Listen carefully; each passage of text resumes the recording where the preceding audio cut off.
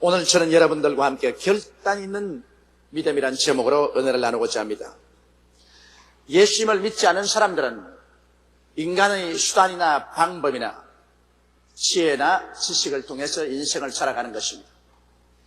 그러나 예수님을 믿고 하나님께 의지하는 사람은 하나님의 은혜와 돌보심을 입고 살아가는 것입니다.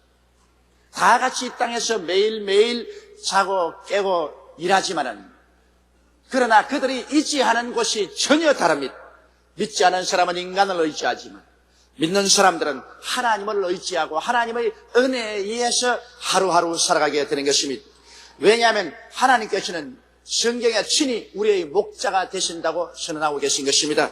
그러므로 우리는 하나님의 기르시는 양들인 것입니다. 양은 목자의 음성을 듣고 순종하며 목자를 신뢰하고 따라가면 목자는 양을 돌보고 지키고 인도하고 양육하게 되어 있는 것입니다. 그러므로 우리는 목자 없는 양같이 버린 사람들이 아니요, 우리는 목자를 가진 양들로서 하나님께서 우리들을 친히 매일같이 돌보아주는 그러한 삶을 살아가고 있는 것입니다. 그러므로 우리 양들인 성도들이 목자이신 하나님과 확고한 관계를 맺기 위해서는 우리는 단호한 믿음을 가져야 되는 것입니다. 성경에는 믿음이 없이는 기쁘시게 못하나니 하나님께 나아가는 자는 반드시 저가 계신 것과 저를 간절히 찾는 자에게 복 주시는 이심을 믿어야 할지니라고 말씀을 하고 있는 것입니다. 그러므로 오늘 저는 이 실천적인 믿음의 교훈을 기생 라합의 생애와 그 신앙을 통해서 여러분과 함께 알아보고자 하는 것입니다. 첫째로, 믿음이 우리 마음속에 어떻게 발생하는 것입니까? 우리는 하나님을 알아야 우리 마음속에 믿음이 생기는 것입니다. 기생 라합은 비록 그가 기생이요, 그의 처신이 말이 아니었지만 그러나 그는 하나님에 대한 소식을 들었습니다. 성경에는 믿음은 들음에서 나며 들음은 그리스도의 말씀으로 말미암되는데, 기생이 하나님 말씀을 들은 것은 어떤 것일까요? 하나님께서 이스라엘 백성을 애굽에서 인도하여 내실 때 사람의 힘으로 도저히 건널 수 없는 홍해를 건넜다는 것입니다. 하나님께서 모세를 통하여 그 강한 손과 편팔로 홍해수를 가르매 애굽에서 이스라엘 백성들이 홍해를 육지같이 건넜다는 것입니다. 그러나 애굽 사람들은 바로와 함께 그 군대가 그 뒤를 따라서나 물이 도로 흘러버리며 다 물에 빠져 죽었다는 소식을 들었었습니다.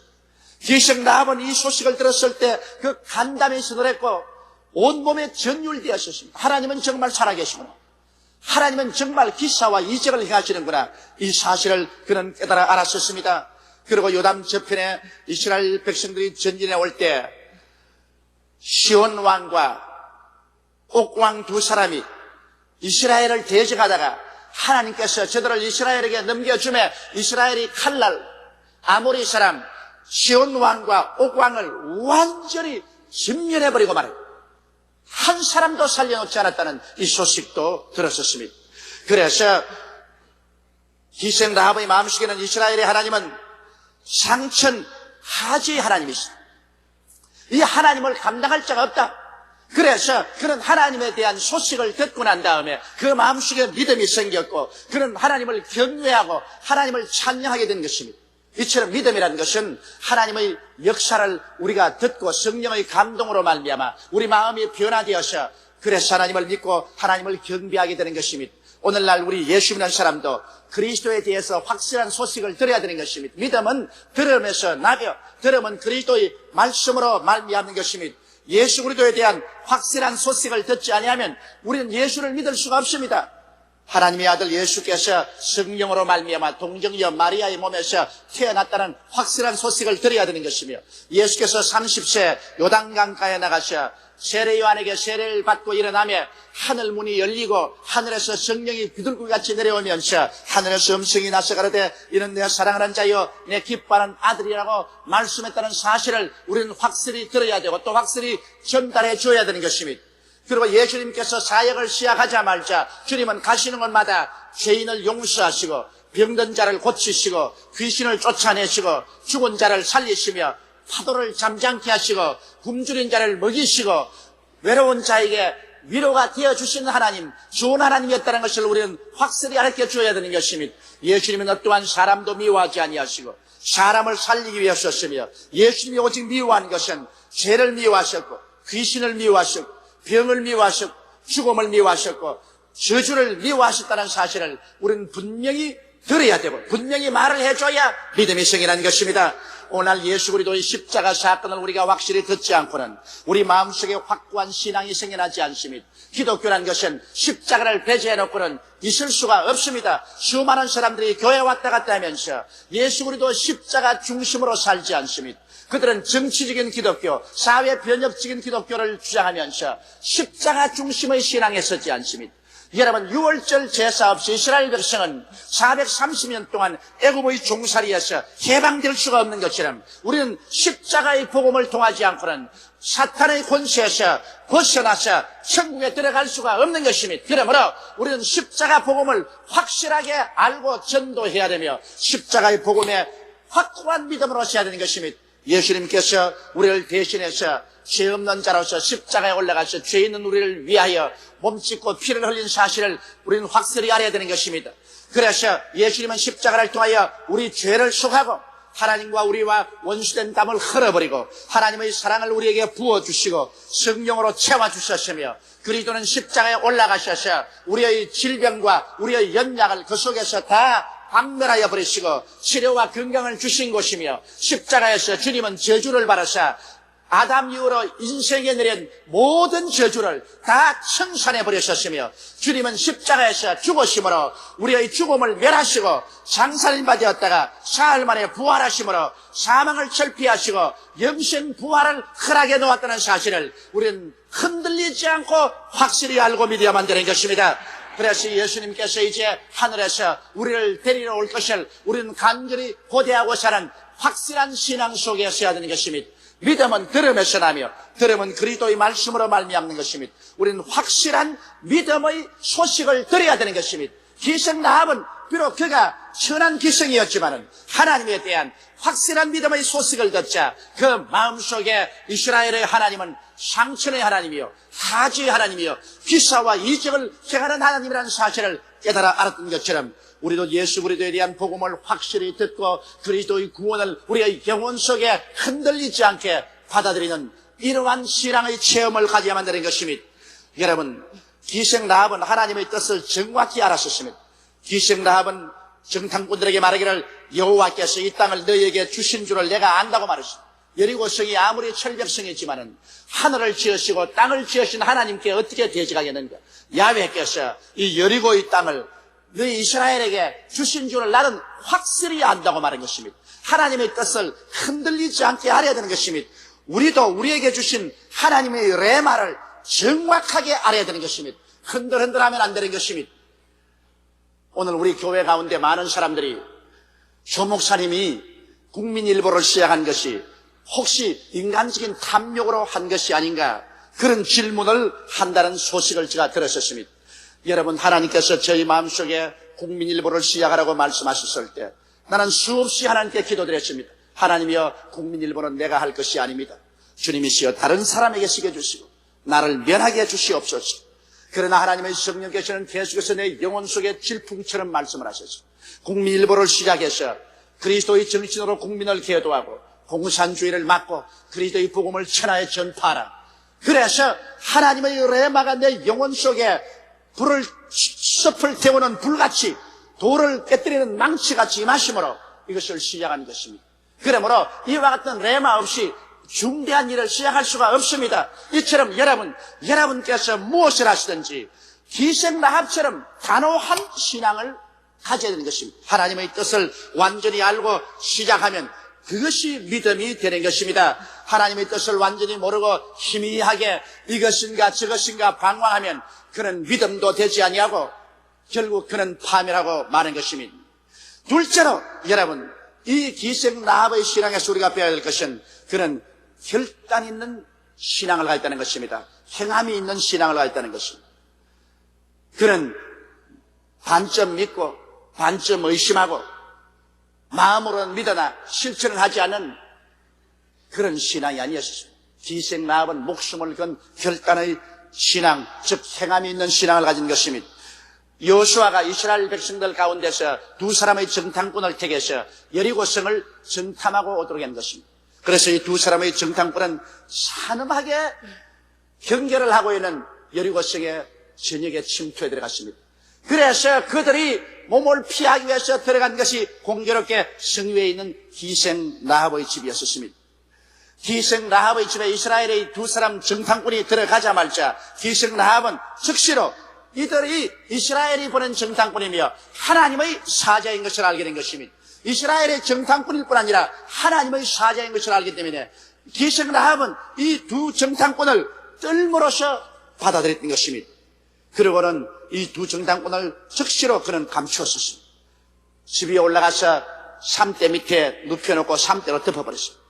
얼마 있지 않다가 제보자가 제보를 하며 여리고성 왕이 사람을 보내서 질문했습니다. 기생 라합아, 너희 집에 이스라엘의 정탐꾼이 들어왔다고 하는데 그를 당장 잡아서 끌어내라. 그때 라합은 그 마음속에 말할 수 없는 갈등을 느꼈었습니다. 실제로 이스라엘 정탐꾼이 자기 집에 들어왔습니다. 그러나 그는 이스라엘의 정탐꾼이 아니라 하나님의 사자입니다. 그가 하나님을 거역할 것이냐, 자기 임금의 명령을 거역할 것이냐, 그 갈등 속에 있었습니다. 하나님의 명을 거역하면 자기와 자기 온 가족은 멸망당할 것이고, 임금의 명령을 거역했다가 만일 밝히는 날이면 임금에게 자기 생명이 부지하지 못할 것입니다. 그러나 일시적인 생명을 잃는다 할지라도 영원한 생명을 잃지 않기 위해서 그는 하나님의 명령에 복종하기로 결심한 것입니다. 이래서 그는 단호한 신앙의 결단을 내리고 말하셨습니다. 물론 두 사람의 정탐꾼이 우리에게 들어왔었습니다. 그러나 그들은 곧장 들어왔다가 밖으로 나가시니 당신들이 뒤를 쫓으면 그들을 발견할 수 있을 것입니다. 그렇게 말을 하고 정탐꾼을 숨겨준 것입니다. 이것은 목숨을 건 믿음의 결단인 것입니다. 행함이 없는 믿음은 죽은 믿음인 것입니다. 우리가 일단 무엇을 믿었으면 그 믿음의 결단을 내릴 때는 목숨을 걸어놓고 결단을 내려야 되는 것입니다. 믿고 난 다음에 그 뒤에 어떠한 큰 위협이 다가올지도 모르는 것입니다. 그러나 그럼에도 불구하고 단호한 결단으로 행하는 믿음, 이것은 기생 라합에게 우리가 배워야 되는 것입니다. 그리고 기생 라합은 경찰들이 떠나고 난 다음에 삼대 밑에 숨어있는 두 정탐꾼에게 가서 정확한 요구를 했습니다. 자, 내가 너를 살려서 돌려보내기 때문에 이스라엘 백성이 와서 여리고성을 무너뜨릴 때 이스라엘 백성은 반드시 나와 나의 부모와 나의 형제 및 그들에게 속한 모든 식구를 다 구원해달라고 했었습니다. 이것이 내가 두 사람의 정탐꾼 너희들을 지켜준 대가이라고 말했었습니다. 그는 단호한 믿음의 결단을 내릴 때 그가 하나님께 구하는 바도 분명하게 말했습니다. 오늘 많은 사람들이 희미하게 기도합니다. 그러므로 그들은 믿음도 희미한 믿음을 가집니다. 여기에 기생 라합은 그가 단호한 결단을 내리고 구할 때 단호한 확실한 요구를 제시했던 것입니다. 그러자 두 정탐꾼은 말했습니다. 물론 우리가 그렇게 하겠다. 우리가 평안히 보내주면 우리 목숨으로 너희 목숨을 대신하겠다. 우리가 여리고성을 점령할 때 너희 요구한 것을 다 들어주겠다. 오늘날도 여러분, 우리가 하나님을 믿고 기도할 때 정확하게 기도해야 되는 것입니다. 단호한 결단의 믿음을 가질 뿐 아니라 정확한 기도를 해야 되는 것입니다. 저는 신약 성경을 읽을 때마다 감동받는 한 장면이 있습니다. 한 사람의 중풍병 환자가 온 전신이 마비되어서 움직이지 못하는데 예수님께서 그 동네에 왔다는 소식을 듣고 가기는 가야 되겠는데 자기 힘으로 못 갑니다. 그래서 네 사람의 친구를 청해다가 자기를 데리고 예수 그리스도 계신 곳에 갖다 달라고 하는 것입니다. 그런데 친구들은 이 사람을 들것에 들고서 예수님 계신 곳에 와보니까 사람이 인산이냅니다. 발들여 놓을 틈도 없습니다. 하물며 들것을 들고 그 군중 사이로 예수님 앞에 들어갈 수가 없습니다. 그럴 때 이 중풍병 환자는 단호한 믿음을 가지고 있습니다. 나는 예수님 앞에 반드시 나가야 돼. 그리고 예수님 앞에 나가면 나는 반드시 산다. 그래서 그는 자기의 네 사람 친구에 말하기를 내가 이 집값을 다 지불할 테니까 나를 데리고 지붕에 올라가서 지붕을 헐고 구멍을 내서 예수님 앞으로 나를 달아내리라는 것입니다. 여러분, 이것은 어마어마하고 단호한 믿음입니다. 보통으로 그렇게 할 수가 없어요. 그는 그 집값의 훨씬 더 많은 돈을 지불할 각오를 해야 그렇게 할 수 있고, 또 지붕에서 달아내려오는데 잘못해서 들것이 뒤엎어지면 떨어져 죽을 위험도 있는 것입니다. 그러나 그런 단호한 태도로서 주님 앞에 나가기만 하면 내가 낫는다는 믿음을 가지고 있었습니다. 그리고 그런 정확하게 예수님 앞에 내려갈 것을 요구한 것입니다. 이래서 그런 그의 친구들과 함께 지붕을 흘러내는데 아마 집주인이 고함을 치고 밑에 있는 사람들이 지붕하는 시끄러운 소리와 먼지에 고함을 쳤을 겁니다만, 예수님은 이 단호한 신앙을 기뻐하셨습니다. 예수님은 그들의 믿음을 보셨습니다. 그리고 예수님은 아무 말도 안 하고 잠잠고 계셨습니다. 한참 만에 지붕이 흐러지고 구멍이 뚫려지고 네 사람의 친구가 이 사람을 들것에 새끼줄에 메어서 달아내려 예수님 앞에 내려놓으셨습니다. 그때 성경은 말씀하기를 예수님은 이 사람의 믿음을 보셨다고 말한 것입니다. 믿음이란 것은 내 마음속에 감추어 놓았을 때는 아직 살아있는 믿음이 아닌 것입니다. 믿음은 눈에 보여야 그것이 확실한 믿음이 되는 것입니다. 보이는 믿음이 돼야지 마음속에 혼자 간직하고 있는 믿음은 그건 살아있는 믿음이라고 할 수가 없는 것입니다. 단호한 태도로서 우리는 우리의 믿음을 보여야 할 때가 오는 것입니다. 그렇게 해야 주님께서 그 믿음을 보시고 즐거워하시는 것입니다. 오늘 많은 사람들이 나는 내 마음속에 혼자 믿음을 가지고 있으면 된다고 하지만은 주님께서는 교회 주일날 찾아와서 주님을 경배하는 그 믿음을 보시기를 원하시고 계신 것입니다. 오늘 사람들은 내가 그저 주님을 찬미하면 된다고 하지만은 우리 주님을 사랑하는 것은 증명하지 하면 안 됩니다. 그러므로 11조와 헌물을 들여서 주님을 사랑하는 증거를 내놓기를 주님은 보시기를 원하시는 것입니다. 내 혼자만 가슴에 신앙을 간직할 것이 아니라 이웃 사람에게 그리스도를 전파하고 하늘나라를 전파하며 예수 믿기를 권면하는 것을 주님은 보시기를 원하시는 것입니다.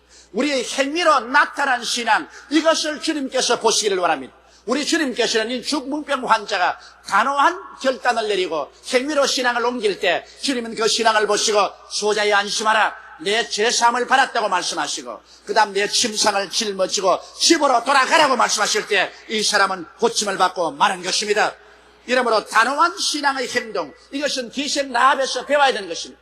기생 라합은 죽기 아니면 살기로 결단을 내리고 정탐꾼 두 사람을 숨겨주고 그 정탐꾼을 통해서 그가 단호하게 그와 그의 가족을 구원해 줄 것을 요구하는 것입니다. 성경에는 주 예수를 믿어라, 그래야만 너와 내 집이 구원을 얻으리라고 말씀하셨으며 기생 라합이 구원받고 온 그 가족이 다 구원받는 것처럼 오늘 우리들도 우리가 구원받았으면 우리 하나님 앞에 단호하게 우리 모든 식구를 다 구원해 줄 것을 기도해야 되는 것입니다.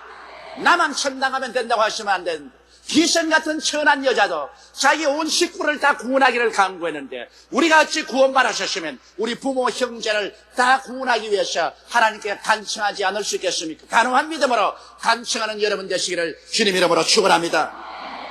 셋째로, 믿음에는 반드시 응답이 올 때까지 시련의 기간을 통하는 것입니다. 시련의 기간, 고난을 통하지 않은 믿음은 믿음이 아닙니다.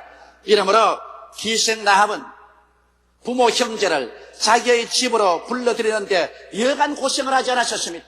기생사업 철폐하고 자기의 부모 형제에게 찾아가서 이제 이스라엘 백성이 침공에 들어올 것인데 여리고성은 무너집니다. 우리 집에 들어오면 삽니다. 내가 특별 계약을 맺어 놓으셨습니다. 그러므로 일 다 중지하고 우리 집으로 들어오십시오. 이래서 아버지 어머니를 모시오고 형제 자매 모든 조카들을 다 불러 모은다는 것 여간 힘들지 않습니다. 여러분, 우리가 하나님의 교회로 우리의 부모, 형제, 모든 친척들을 불러서 데리고 온다는 것 여간 힘들지 않습니다. 자, 주님이 곧 오십니다. 세상은 불로 멸망을 당합니다. 교회 들어와야 삽니다. 교회로 갑시다. 이 끌어 들어오는 것이 얼마나 큰 힘이 드는지 실제 안 해본 사람은 모르는 것입니다. 그래서 온 가족을 갖다 놓았는데 이스라엘 백성이 여리고성 곁에 왔습니다.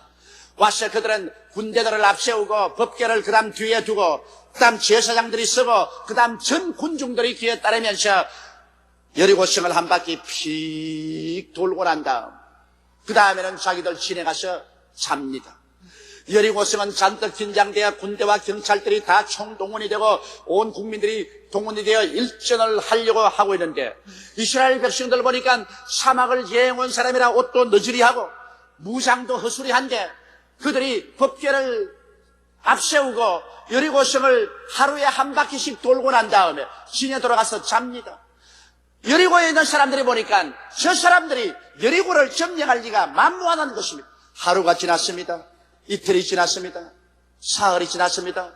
그러나 여리고성은 금도 하나 나가지 않습니다. 이러자 기생 라합은 굉장한 시련에 취하고 말한 것입니다. 아버지 어머니도 말합니다. 네가 기생 사업하더니만 이제 온 집안까지 망신을 시키는구나.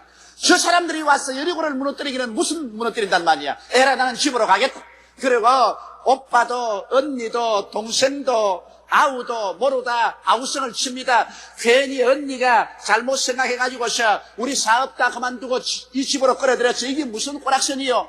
하루 이틀도 아니고 벌써 사흘이 지났는데 이스라엘 사람들이란 하루 와서 한 바퀴 돌고 난 다음에 돌아가서 잠이나 자는데 저 사람들이 어떻게 여리고성을 무너뜨린단 말이에요. 어림도 없는 소리 하지 마십시오. 우리 군대와 우리 경찰이 훨씬 강합니다. 우리는 집으로 돌아가겠습니다. 각각 보침을 사고서 집으로 돌아가려고 합니다. 기생 라합은 이 사람들이 집 안에 있어야 구원을 받지, 집 밖에 나가면 모두 다 멸망을 받을 것을 알고 있기 때문에 그는 집 밖에서 손을 활짝 펴고 그들을 막습니다. 안 됩니다. 아버지, 어머니, 오빠, 언니, 동생, 조카들아, 우리 집에 있으시오. 우리 집에 있지 않으면 망합니다. 그러나 그 사람들이 다 앙청대수합니다. 세상에 이 사람들이 여리고를 무너뜨린다니 말도 안 되는 소리 하지 마라. 그리고 너는 완전히 미쳤다. 그 다음 나흘째 하루 종일 가족들하고 싸웁니다. 가족들은 가겠다 그러고 기생 라합은 그들을 붙잡고 목매에 매달립니다. 다섯째가 되었습니다. 이제는 영기진맥진해집니다. 여섯째가 되었습니다. 그러는 성엔 금도 하나 가지 않습니다. 이제는 여리고의 군사들과 경찰들이 이스라엘 백성들을 보고 조소를 하고 웃습니다. 이스라엘 백성들의 그 너지리한 모습을 보게 될 때 여리고성이 무너질 것 같지 않습니다. 눈에는 아무 전기 안 보이고 귀에는 아무 소리 안 들리고 손에는 잡히는 거 없습니다. 기생 라합이 앞을 내다보니 칠흑같이 어둡습니다. 이게 이제 결단 났구나. 제 7일째가 되었습니다. 이제는 인내의 막바지에 이르렀습니다. 온 가족들이 데모를 합니다. 이젠 막 돌격을 해서 집 밖으로 나가려고 합니다.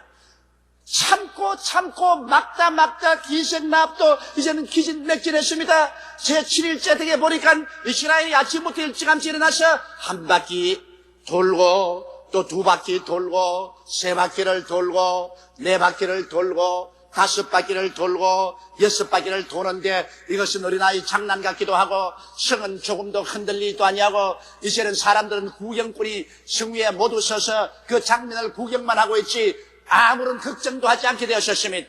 이제 이 기생 라합은 견디다 못할 지경이 되었습니다. 마지막으로 거의 온 가족들이 들고 일어나서 기생 라합을 밀어 제껴버리고 그들은 밖으로 나가려고 한 그 참에 이스라엘 백성들이 7바퀴를 돌고 난 다음 일제히 고함을 치자 말자 천지가 진동하는 요란한 소리가 나더니만 성은 위에서부터 무너지기 시작했습니다. 그러고 이스라엘 백성들은 사방에서 총검을 들고 나오는데 성벽 위에 있던 군사와 군인들이 전부 돌에 찍혀서 죽고 돌에 찡기어 죽고 도망을 치는데 물밀듯이 밀려온 이스라엘 백성들은 창검과 칼로서 이 모든 사람들을 다 죽였었습니다. 그러나 오직 무너지지 않은 성은 기생 라합의 집만이 성 위에 우뚝이 서있고 무너지지 않았었습니다. 하나님이 약속한 대로 기생 라합과 그 가족들을 다 구원해 주신 것입니다. 기생 라합은 그의 신앙을 견지하는데 단호한 믿음으로 끝까지 인내한 것입니다. 여러분, 우리가 하나님을 믿고 나아갈 때 하나님께서 믿자 말자 내 믿은 대로 될지라고 그대로 해주지는 않습니다. 우리가 눈에 보이는 믿음을 가지고 있을지라도 그 믿음을 가지고 그 다음에는 금질긴 인내의 싸움을 싸워야 되는 것입니다. 인내로서 시험해보지 않은 믿음은 믿음이 아닙니다. 인내를 통해야 믿음이 온전히 되고 온전히 된 믿음에 하나님이 역사하는 것입니다. 그러므로 우리가 일단 믿었으면 눈에는 아무 증거 안 보이고 귀에는 아무 소리 안 들리고 손은 잡히는 없어도 끝까지 믿음을 부여잡고 견뎌 나가야만 되는 것입니다. 어제 내가 우리 성도 한 분에게 편지를 받았는데 우리 교회 온 지 한 2년쯤 되는가 봅니다. 교회 열심히 나오고 11조 드리고 충성스럽게 주님 위해서 사는데 왜 모든 문제가 활짝 피어나지 않습니까? 그래서 나는 죽고 싶다는 그런 편지를 해봤습니다. 저는 그 편지를 받고 참 안타까웠었습니다. 교회 2년 나오고 난 다음 활자가 왜 활짝 안 펴지냐고 그렇게 자기는 죽고 싶다는 편지를 받았는데 그럴 바에야 팔자가 안 피어줄 사람 누가 있겠습니까, 여러분? 교회라는 것은 팔자를 펴기 위해서 오는 것이 아닙니다. 교회란 예수를 믿고 영혼이 구원받고 난 다음, 영혼이 잘 되고 나면 그 다음 하나님께서 범사에 잘 되게 하시고 강건하게 해주시는 것입니다. 우리가 영혼을 구원받아 천국 가는 것이 교회의 가장 첫째 의무인 것이요, 확실한 천국 백성이 되어서 동남풍이 불고 서북풍이 불어도 흔들리지 않은 신앙이 증명되었을 때 그 토대 위에 하나님은 응답하여 주셔서 범사에 잘되게 하고 강건하게 만들어 주시는 것입니다.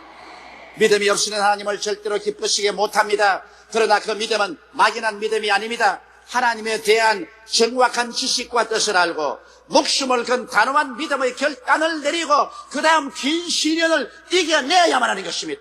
이와 같은 과정을 통해서 하나님은 그 믿음을 인정하시고 그 믿음에 따라 열매를 맺게 해주시되 내 믿은 대로 될지어다고 말씀하는 것입니다.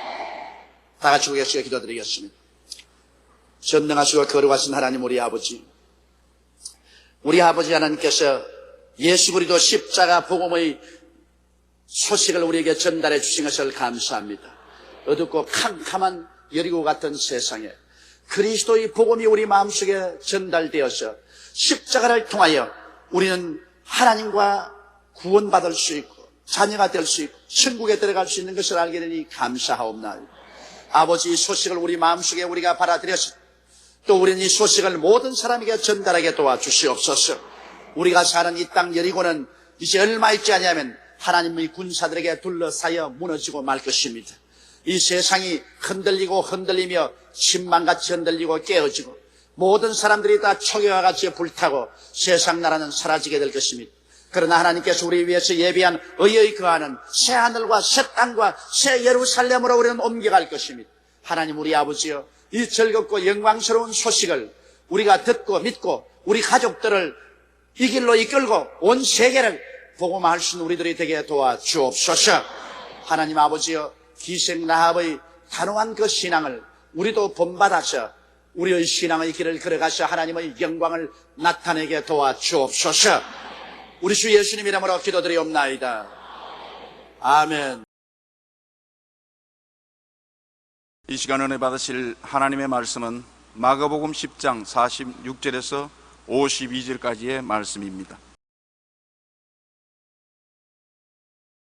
그들이 여리고에 이르렀더니 예수께서 제자들과 허다한 무리와 함께 여리고에서 나가실 때에 디메오의 아들인 맹인 거지 바디메오가 길가에 앉았다가 나사렛 예수시란 말을 듣고 소리질러 이르되 다윗의 자손 예수여 나를 불쌍히 여기소서 하거늘 많은 사람이 꾸짖어 잠잠하라 하되 그가 더욱 크게 소리질러 이르되 다윗의 자손이여 나를 불쌍히 여기소서 하는지라.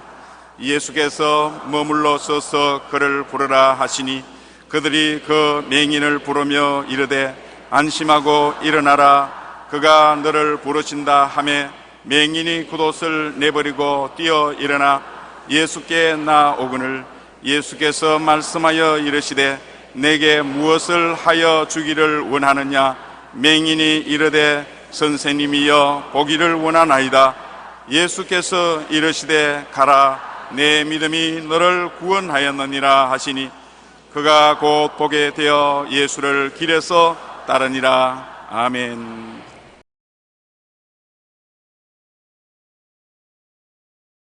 변화와 기적을 가져오는 믿음이라는 제목으로 오늘 은혜를 나누고자 하는 것입니다. 예수님께서 제 아들을 데리고 여리고에 오셨습니다. 여리고는 저주받은 도시입니다. 여호수아가 젖과 꿀이 흐르는 가나안 땅으로 들어올 때 제일 먼저 이스라엘 백성을 저항한 성이 여리고 성인데 그 여리고를 무너뜨리고 여호수아가 저주해버린 것입니다. 그러므로 여리고는 저주받은 곳입니다. 저주받은 땅에 예수님이 제 아들 데리고 들어오신 것입니다. 여러분, 우리가 사는 이 지구도 저주받은 곳 아닙니까? 하나님이 저주하여 가르칠 때 가시와 은극히가 나고 이마에 땀을 흘려야 먹고 살 것이라고 말했지 않습니까? 이 저주받은 땅에 누가 우리를 도와주고 있느냐? 저주받은 여리고에 찾아간 주님은 이 저주받은 지구에 있는 우리들을 살리려고 오신 것입니다. 그런데 바로 그 여리고 성문 좋은 길목에 디메오 아들 거지 바디메오가 동냥을 하고 있었습니다. 그때도 좋은 자리에 동냥을 하려면은 상당히 빽이 있어야 되고 또 주전줄이 있어야 됩니다. 이러므로 디메오는 자기 아들을 위해서 힘을 많이 쓴 것 같습니다. 바디메오가 좋은 자리에 동냥을 할 수 있게 되었고 또 특별한 정부에서 내려주는 옷을 입었습니다. 그 옷을 입어야 그 자리에 앉아서 동냥할 수 있습니다. 그런데 바디메오가 그곳에 앉아 있으면서 많은 사람이 여리고성에 들어오고 나가고 하는데 그 가운데서 늘 듣는 이야기가 제일 토픽이 예수에 대한 이야기였습니다. 나사렛 예수라는 분이 나타나셔서 온 유대 땅에 다니면서 기사와 이적과 표적을 행하고 문둥이도 장님도 절름발이도 다 고치신다. 그 말을 들을 때 귀가 아주 기울였습니다. 한두 사람이 하는 말이 아니라 지나가는 사람들마다 그 이야기에 꽃을 피웠습니다. 그래서 바디메오의 가슴 속에 소문이 일어났습니다. 나도 예수님을 만나서 이 장님의 신세를 면하고 싶다. 그 간절한 마음의 생각이 있었습니다. 성경에는 믿음은 들음에서 나며 들음은 그리스도의 말씀으로 말미암는다고 바디메오가 예수님이 모든 병을 고친다는 이야기를 자꾸 들었으므로 치료하는 예수님에 대한 믿음이 마음에 꽉 들어왔습니다. 마태복음 11장 5절에 보면 맹인이 보며 못 걷는 사람이 걸으며 나병 환자가 깨끗함을 받으며 못 듣는 자가 들으며 죽은 자가 살아나며 가난한 자에게 복음이 전파된다 하라고 말씀했는데 이와 같은 말을 듣고 바디메오의 마음속에 믿음이 무럭무럭 자라기 시작한 것입니다. 믿음이라는 것은 하나님 말씀을 읽고 듣고 묵상해야 생기는 것이지 우연히 생기지 않습니다. 기도의 사람 고아의 아버지라고 불리던 조지 뮬러의 전기를 읽어보면 그는 3개월에 한 번씩 성경을 통독했습니다. 그래서 그의 일생 동안에 성경을 200번이나 읽었습니다. 사람들이 오늘날 왜 그리스도인은 신앙이 약하고 하나님의 일을 할 수 없습니까? 라고 묻자 조지 뮬러는 이렇게 대답했습니다. 항상 성경을 읽지 않기 때문입니다. 5만 번 기도의 응답을 받은 조지 뮬러의 믿음은 날마다 하나님의 말씀을 접함으로 얻은 능력인 것입니다. 우리 교회에서는 매일 성경을 읽을 수 있도록 우리가 일독 성경을 나눠드리지 않습니까? 그것도 매일 못 읽는 사람이 굉장히 많아요. 매일로 미루고 모레를 미루다가 그 다음 읽는 걸 집어치워버리는 것입니다. 그 말씀을 읽지 아니하면 하나님과의 교통이 없어집니다. 교통이 없어지면 멀어지고 마는 것입니다. 가장 중요한 것이 말씀을 반드시 매일같이 읽고 하나님과의 대화가 있어야 우리 마음속에 믿음이 살아나는 것입니다. 믿음은 들음에서 나며 들음은 그리스도의 말씀으로 말미암았다는 것은 하나님이 주신 우리의 천명인 것입니다. 우리의 신앙은 날마다 말씀을 듣고 읽고 묵상하며 그 말씀이 우리 마음속에 간직될 때 비로소 굳건한 믿음을 가진 사람이 되고 풍파가 불어와도 흔들리지 않는 믿음의 정체성을 확실히 가지게 되는 것입니다. 우리가 믿어야 기회가 다가오는 것입니다. 믿지 않은 사람에게는 하나님을 만날 수 있는 기회가 없습니다. 우리가 하나님의 말씀을 믿고 있으면 언제고 그 하나님을 만날 수 있는 기회가 우리에게 다가오는 것입니다. 예수님이 여리고성에 올 줄은 아무도 몰랐지요. 그러나 바디메오는 예수님을 주야로 만나기를 원하고 예수님을 만나면 운명이 달라질 것을 기대하고 있었기 때문에 그 기회가 온 것입니다. 하루는 동냥을 하는데 사람들이 무수히 지나갑니다. 보통 때보다 더 많은 사람이 지나가요. 그래서 한 사람을 붙잡고 물었습니다. 여보, 오늘 무슨 행사가 있습니까? 왜 사람들이 이렇게 많이 지나갑니까? 이 사람아, 바로 지금 앞에 나사렛 예수가 지나갔단다. 예수님을 따르는 군중들이 지나갔다. 그 말을 듣자 바디메오의 귀가 번쩍했습니다. 마가복음 10장 46절에 보면 그들이 여리고에 이르렀더니 예수께서 제자들과 흐다한 무리와 함께 여리고에서 나가실 때 디메오의 아들인 맹인 거지 바디메오가 길가에 앉아있다는 것입니다. 그가 활짝 일어나서 온 힘을 다하여 고함을 치셨습니다. 절대절명의 부르짖음인 것입니다. 나사렛 예수시라는 말을 듣고 소리질러 이르되 다윗의 자손 예수여 나를 불쌍히 여기소서. 보통으로 그냥 부른 게 아닙니다. 있는 힘을 다해서 일생일대의 기회를 놓치면 안 되기 때문에 배가 옥으로 들어갈 때까지 다윗의 자손 예수여 나를 불쌍히 여겨달라고 고함을 쳤습니다. 우리가 주님을 찾을 때 간절한 마음으로 부르짖으면 많은 사람이 우리의 부르짖음을 방해합니다. 사람들이 바디메오에게 와서 시끄럽다, 고함치지 말라, 너 같은 맹인은 예수님이 돌보지 않는다, 이미 지나가셨다, 그러게 회방을 합니다. 우리도 오늘날 기도를 하면 꼭 마귀가 회방을 하는 것입니다. 크게 고함쳐서 소리쳐 기도하면 욕을 하고 하나님이 귀가 먹었는가 고함치게, 그런 소리를 저는 얼마나 많이 들었는지 모릅니다. 우리 한국에서 통성 기도를 하기 시작한 것이 아마 우리 교회에서부터 먼저 시작한 것 같습니다.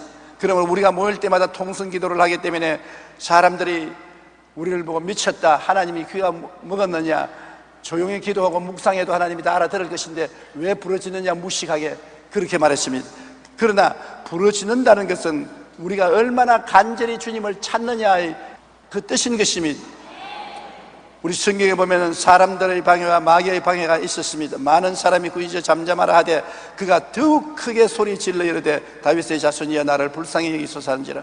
사람들이 잠잠하라 하면 할수록 더 크게 고함을 쳤습니다. 사람들의 그 목소리보다 더 큰 소리로 예수님이 들리도록 바디메오는 고함을 쳤습니다. 부르짖으라는 말은 히브리어의 카라에서 나온 말입니다. 카라라는 말은 큰 소리로 외치다, 절규한다, 그 말인 것입니다.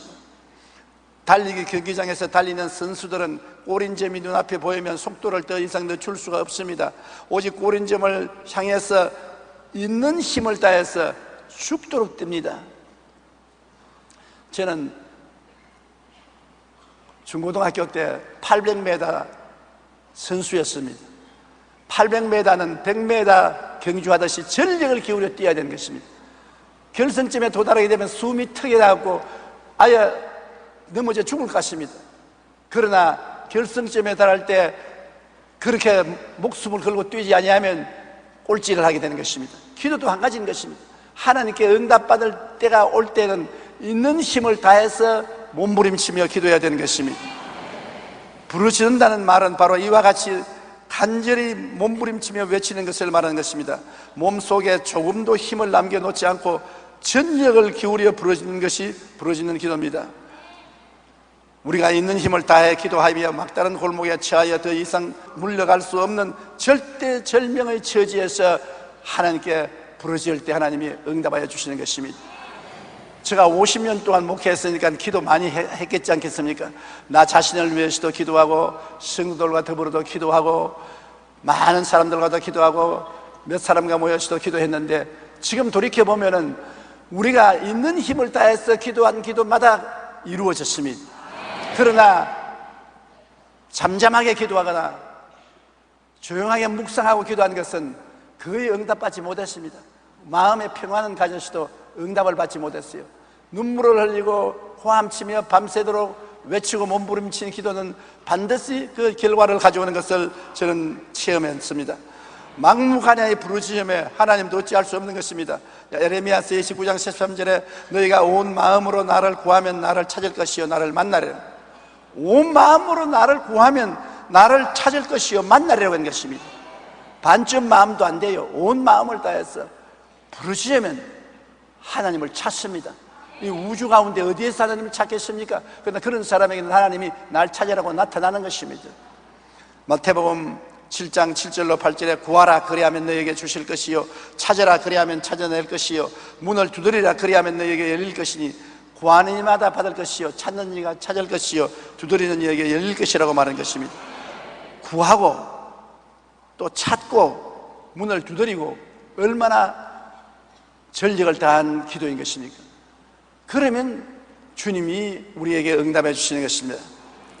저는 수대문에 있을 때 최하실 목사님하고 아현동, 현저동 가난한 곳에 신방을 다녔는데 한 번 폐병에 걸려서 피를 많이 토한 한 30대 중반의 자매님인데 만삭이 돼 있어요. 지금 내 눈에 환합니다. 판잣집에 삶의 형편이 비참한데 남편은 노동자고 그 부인은 만삭이 되었었는데 폐병에 걸려서 피를 토하고 죽어가고 있는 그런 형편입니다. 그런데 아기를 해산하게 되니까 아무도 도와줄 자가 없어서 저하고 최자실 목사님하고 그 집에 뛰어갔습니다. 산모는 너무 못 먹어서 몸이 약하고 폐병까지 걸렸으니 혼자 숨쉬기도 어려웠는데 아기를 낳아야 했던 것입니다. 저는 옆에서 산모를 위하여 무릎을 꿇어 하나님 살려주십시오, 이 산모에게 힘을 주십시오. 그리고 우리 최자실 목사님은 그 산모를 도와서 아기를 봤습니다. 우리 최자실 목사님은 원래 3파 국제 면허를 가지고 계신 분입니다.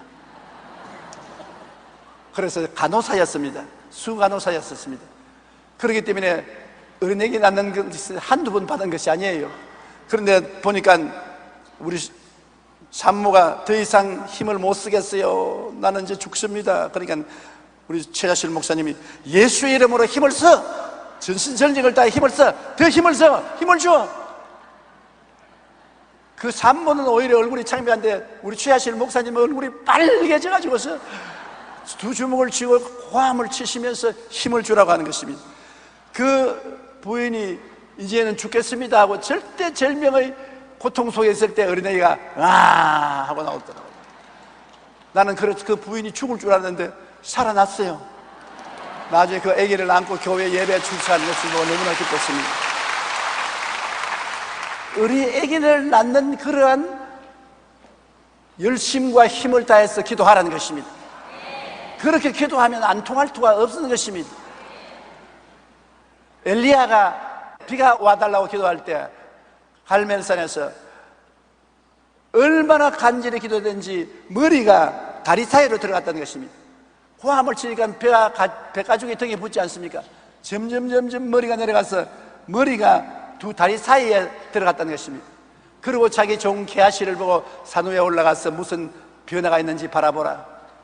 없다니까 3번이나 그렇게 기도하고 올라가 보라니까 손바닥만한 구름장이 떴습니다. 큰 비에 올 징조가 보이는 것입니다. 절대절명의 부르심으로 기도한다는 것은 이렇게 어린 아이를 낳는 심정으로 머리가 다리 사이로 들어가도록 배가 우그러지도록 호함을 치고 간절한 기도를 엘리야처럼 그렇게 끈질기게 기도하는 것입니다. 많은 사람들이 우리 순복음교회는 너무 시끄럽고 호함을 치고 부러지는 데라고 비난을 합니다. 그런데 여러분, 물에 빠진 사람이 점잖은 소리로 나 물에 빠져서 살려주소, 누구 날 살릴 사람 없소, 그러면 그 사람 틀림없이 죽습니다. 호함을 치면서 사람 살려라, 누구 없어 사람 살려라. 혹은 벼랑에 매달린 사람이 아무도 없어요, 와서 날 좀 건져주십시오. 그러면 벼랑에 달려서 죽습니다. 나 벼랑에 달려서 죽습니다, 사람 살려주소. 있는 힘을 다해야 되는 것입니다. 속담에도 우는 애기에게 젖 준다는 말이 있지 않습니까? 잠잠한 애기에게 젖 안 주거든. 그러므로 우리는 울부짖고 외치고 부르짖어야 되는 것입니다. 답답한 사람이 기도 응답을 받습니다. 평안하면 기도 응답을 안 받습니다. 그러므로 여러분, 하나님께 부르짖는 신앙을 가져야 되는 것입니다. 우리가 하나님께 나아가 부르짖는 것은 소경 바디메오가 마음에 뜨거운 소원을 가지고 주님께 나와 주여 나를 도우소서, 주여 나를 불쌍히 여기소서 몸부림치며 고함치는 것과 같습니다. 그렇게 하니까 주님이 가시다가 발걸음을 멈추고 돌아보시면서 저를 내게로 오게 하라고 했습니다. 그렇게 고함을 쳐도 상당한 시간 후에 예수님이 돌아보시고 저를 내게로 오라고 한 것입니다. 에레미야서 33장 3절에 너는 내게 부르짖어라, 내가 내게 응답하겠고 내가 알지 못하는 크고 은밀한 일을 보여주라고 말하는 것입니다. 너가 내게 그냥 조용히 묵상하라, 조용히 말하라고 말하지 않습니다. 부르짖으라고 말하는 것입니다. 그래서 부르짖기 위해서 철야 기도가 있고 새벽 기도가 있고 산에 가서 기도하게 되는 것입니다. 이러므로 우리는 바디메오처럼 부르짖는 기도를 해야 되는 것입니다. 바디메오가 그냥 부르짖는 것이 아니라 예수님이 내게로 오라고 하실 때까지 부르짖었는데 그가 예수님이 오라는 말을 듣자 놀라운 행동을 했습니다. 예수님은 바디메오의 그 행위를 가만히 있어서 바라보았었습니다.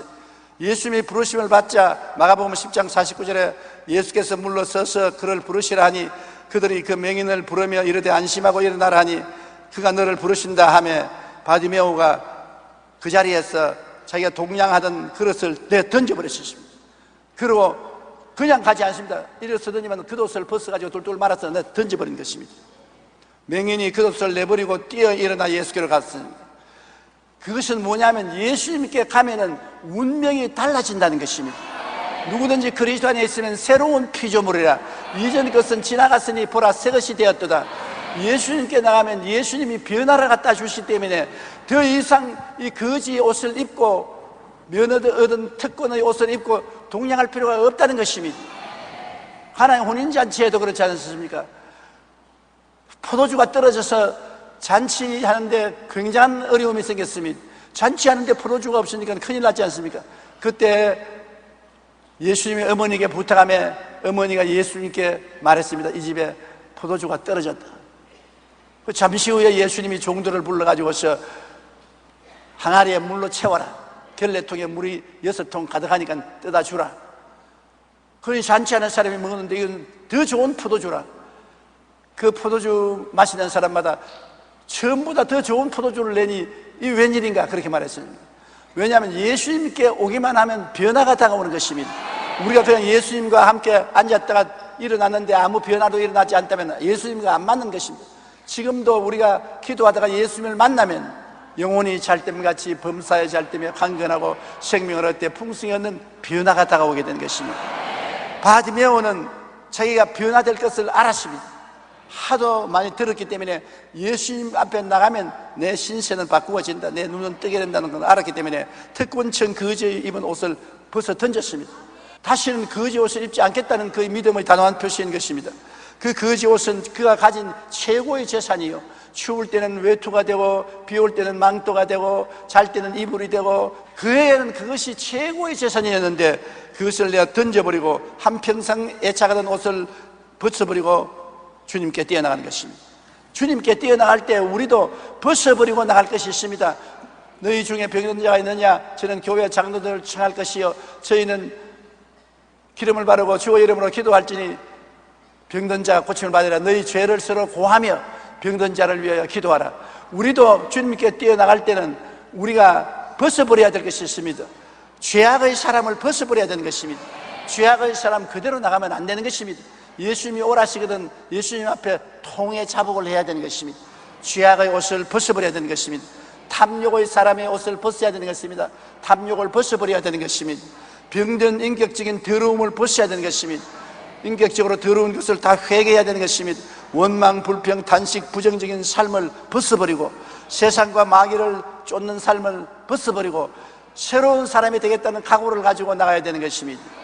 에덴 동산에서 아담과 하와가 범죄했을 때 아담을 찾았지 않습니까? 아담아, 아담아, 내가 어디 있느냐?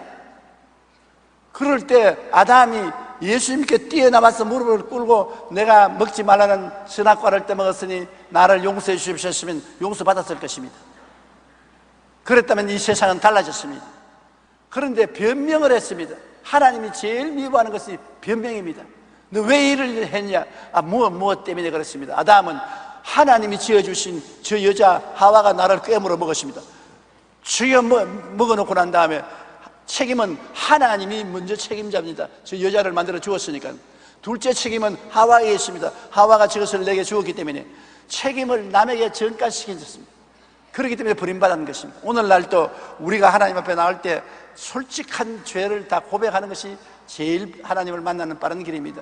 내 죄를 우리 아버지 때문에, 우리 어머니 때문에, 우리 누나 때문에, 동생 때문에, 이웃 때문에 죄를 지었습니다. 거짓말입니다. 물론 스스로 자본해서 짓는 죄도 있지만 모두 다 죄라는 것은 공통적으로 마음이 맞아야 죄를 짓는 것입니다. 마음이 안 맞고 죄를 짓습니까? 서로 손발이 맞아야 죄를 짓지. 그러고 난 다음 문제가 생기면 저 사람이 꿰물어 죄를 지었다고 변명을 하는 것입니다. 제가 지금까지 늘 기억하는 것은 제가 초등학교 1학년 때인가 2학년 때인가 학교 갔다가 오다가 외밭을 지나는데 외와 수박이 익어 있었어요. 그래서 내가 같이 온 이만모라는 사람 불렀습니다. 야야, 오늘아 우리 수박 따먹자. 주인이 있는 밭인지도 몰랐습니다. 그때 어린아이니까. 그래 그 애와 함께 수박을 따서 먹으니까 어떤 사람이 한 사람 뒤지고 모른 체하고 우리 곁에 와요. 지나가는 사람들 하는데 옆에 되면 칵 크더니 우리를 잡아버려요. 목덜미가 잡혔습니다. 그런데 내가 그때 내가 따먹었습니다. 그랬으면 좋았을 것인데 얘가 따먹자고 해서 따먹었습니다. 이마무라가 따먹자고 했어요.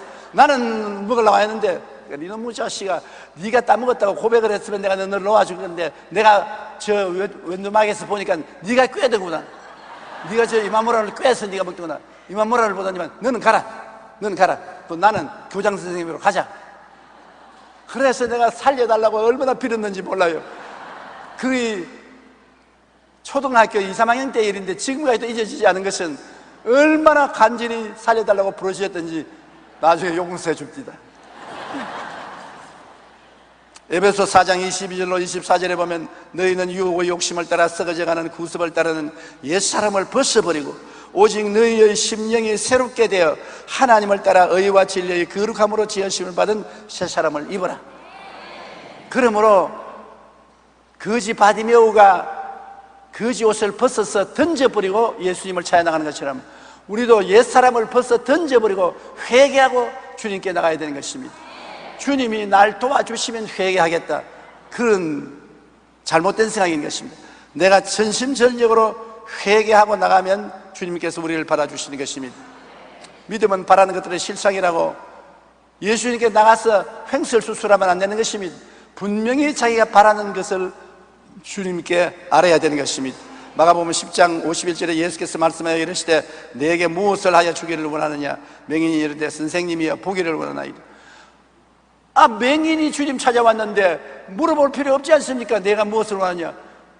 눈 나으려고 하는 건 당연한 일 아닙니까?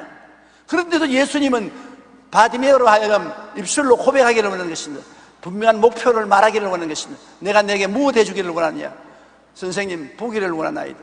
주님 앞에 나오면 여러분이 분명한 목표를 가지고 기도해야 되는 것입니다. 횡설수설해서는 안 되는 것입니다. 분명한 목표와 꿈을 말해야 되는 것입니다.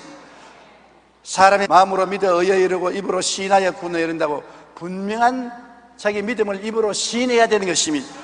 많은 사람들이 기도를 분명하게 하지 않고 막연하게 하는 기도가 많습니다. 그러면 기도 응답이 안 됩니다. 인도의 마하트마 간디는 막대한 돈과 무기와 군대력을 가진 영국 정부와 대결하여 싸워서 이겼습니다. 그런데 마하트마 간디는 총 한 자루 없었고 군인 한 사람은 없었습니다. 그런데 막대한 무기와 조직과 군대를 가진 영국하고 싸우는데 그것은 우리가 보면은 계란들로 바위에 던지는 강아지인 것입니다. 바위가 깨지겠습니까? 계란이 깨지지. 그러나 간디는 국가를 구원하기 위해서 반드시 영국을 이겨야 한다는 분명한 목표가 있었습니다. 살든지 죽든지 영국을 이겨야 우리나라가 산다는 분명한 목표가 있었습니다. 그 때문에 간디는 승리를 거둔 후에 목표의 힘은 군사력보다 강합니다. 조직적인 정신력은 조직적인 군사력보다 위대합니다라고 말하는 것입니다. 간디의 그 간절한 목표가 분명한 애국심이 영국의 그 방대한 군사력을 이기고 인도를 독립시킨 것입니다. 황제 나폴레옹도 전투를 앞두고 이렇게 말했습니다. 전쟁의 승리는 이미 우리가 장악했다. 치밀한 목표 달성을 계획했으니 이미 우리 이긴 것과 한 가지다. 목표를 분명히 알고 나아가면 일은 이미 반 이상이 이루어지는 것입니다. 우리가 인생을 살아가면서 희미한 목표를 가지고 살면 승리를 맛볼 수가 없는 것입니다. 적극적인 사고방식으로 잘 알려진 노만 빈센트 필 박사는 당신이 만일 어떤 것을 오랫동안 열심히 상상하고 마음속에 그리면 그것을 얻게 될 것이다. 바라보는 법칙입니다. 어떤 것을 목표를 중심으로 마음에 바라보고 이루어진 모습을 마음에 분명히 가지면 때가 오면 그것이 이루어진다고 말한 것입니다. 믿음은 바라는 것들의 실상이라고 성경은 말씀하고 있는 것입니다. 우리가 무엇인가 성취하기 위해서는 먼저 바라는 것이 있어야 되는 것입니다. 목표가 분명해야 돼요. 지금은 눈에 안 보일지라도 없는 것을 있는 것처럼 분명히 바라봐야 되는 것입니다. 우리가 없는 것을 있는 것 같이 바라보고 없는 것을 있는 것 같이 믿고 없는 것을 있는 것 같이 말하고 기도하면 하나님의 기적이 일어나게 되는 것입니다. 하나님은 분명히 우리가 무엇이 필요한 것을 알고 계십니다만 우리 입으로 그것을 말하기를 원하는 것입니다. 마가복음 11장 24절에 그러므로 내가 너희에게 말하노니 무엇이든지 기도하고 구한 것은 받은 줄로 믿어라. 그리하면 너희에게 그대로 되리라. 분명한 목표를 가지고 주님께 부르짖어 기도하고 난 다음에는 받은 줄로 믿어라. 없는 것을 있는 것 같이 믿으라는 것입니다. 안 받은 것을 받은 것처럼 믿으라는 것입니다. 그러면 그대로 이루어진다는 것입니다. 내가 이미 목표를 가지고 기도하고 믿고 있는 그대로 되라는 것입니다. 그러므로 우리가 하나님 앞에 분명한 목표를 가지고 믿는다는 것은 굉장히 중요한 것입니다. 우리가 인생의 분명한 목표를 가지고 그것을 글로 써서 늘 이루어질 것을 믿으며 바라보면 놀라운 일이 일어나는 것입니다. 제가 여러분께 부탁하고 싶은 것은 여러분이 꼭 응답받아야 될 것이 있으면 흰 종이에다가 분명하게 기록하십시오. 그리고 벽에 붙이십시오. 천장에도 붙이십시오. 화장대에도 붙이십시오. 일어서도 앉아도 그 목표를 바라보고 없는 것이 이루어진 것처럼 바라보며 없는 것이 있는 것처럼 믿으며 없는 것이 있는 것처럼 말하며 없는 것이 이루어진 것처럼 기도하면 반드시 이루어지는 것입니다. 국민요정이라고 불리는 김연아는 어린 시절 일기장에 보면 나도 스케이트를 열심히 타서 국가대표 선수가 되어야 되겠다고 늘 적었습니다. 그가 일기장에마다 스케이트 선수가 되겠다고 했으므로 그 꿈이 세계적인 피겨 스케이팅으로 만들어준 것입니다. 축구 선수인 박지성도 일기장에 늘 축구를 더욱 잘할 수 있도록 노력하여 중학교는 물론 고등학교, 대학교, 국가대표까지 갈 것이라고 기록해 놓았었습니다. 그는 국가대표가 된 것입니다. 미국 제44대 대통령인 오바마는 1970년 어느 날 나의 꿈이라는 주제로 글을 쓰면서 나의 꿈은 미국 대통령이 되는 것이라고 말했었습니다. 흑인으로서 미국 대통령이 되는 역사가 없지 않습니까? 그럼에도 불구하고 오바마는 미국 대통령이 되겠다는 꿈을 분명히 말하고 적었습니다. 미국 대통령이 되고 말한 것입니다. 비전의 사람인 이원설 박사는 1958년 미국에서 유학 생활을 하면서 자신의 미래 이력서를 작성했습니다. 거기에는 교수, 학장, 총장이 될 것이라고 적혀 있었습니다.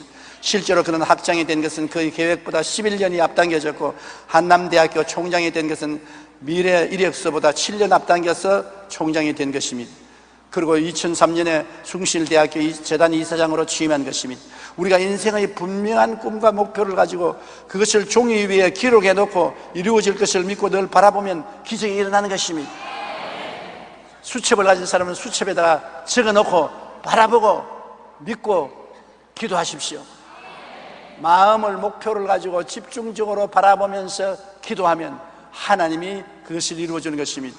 왜냐하면 주님이 묻는 질문이 그것입니다. 내가 너 뭐 해줄꼬? 몰라요. 알아서 해주십시오. 그러면 주님이 그냥 지나가 버리는 것입니다. 내가 너 뭐 해줄꼬? 예, 첫째 이것, 둘째 이것, 셋째 이것을 해주십시오. 그러면 내 믿은 대로 될지어다. 그렇게 하나님이 응답해 주시는 것입니다. 이 바디메오의 또 특별히 우리 바디메오에 배울 것은 그가 예수님을 만나서 눈을 떴지 않습니까? 눈을 떴으면 다시 옛날 자기 여리고에 있는 자기 집으로 돌아가야 될 것 아닙니까?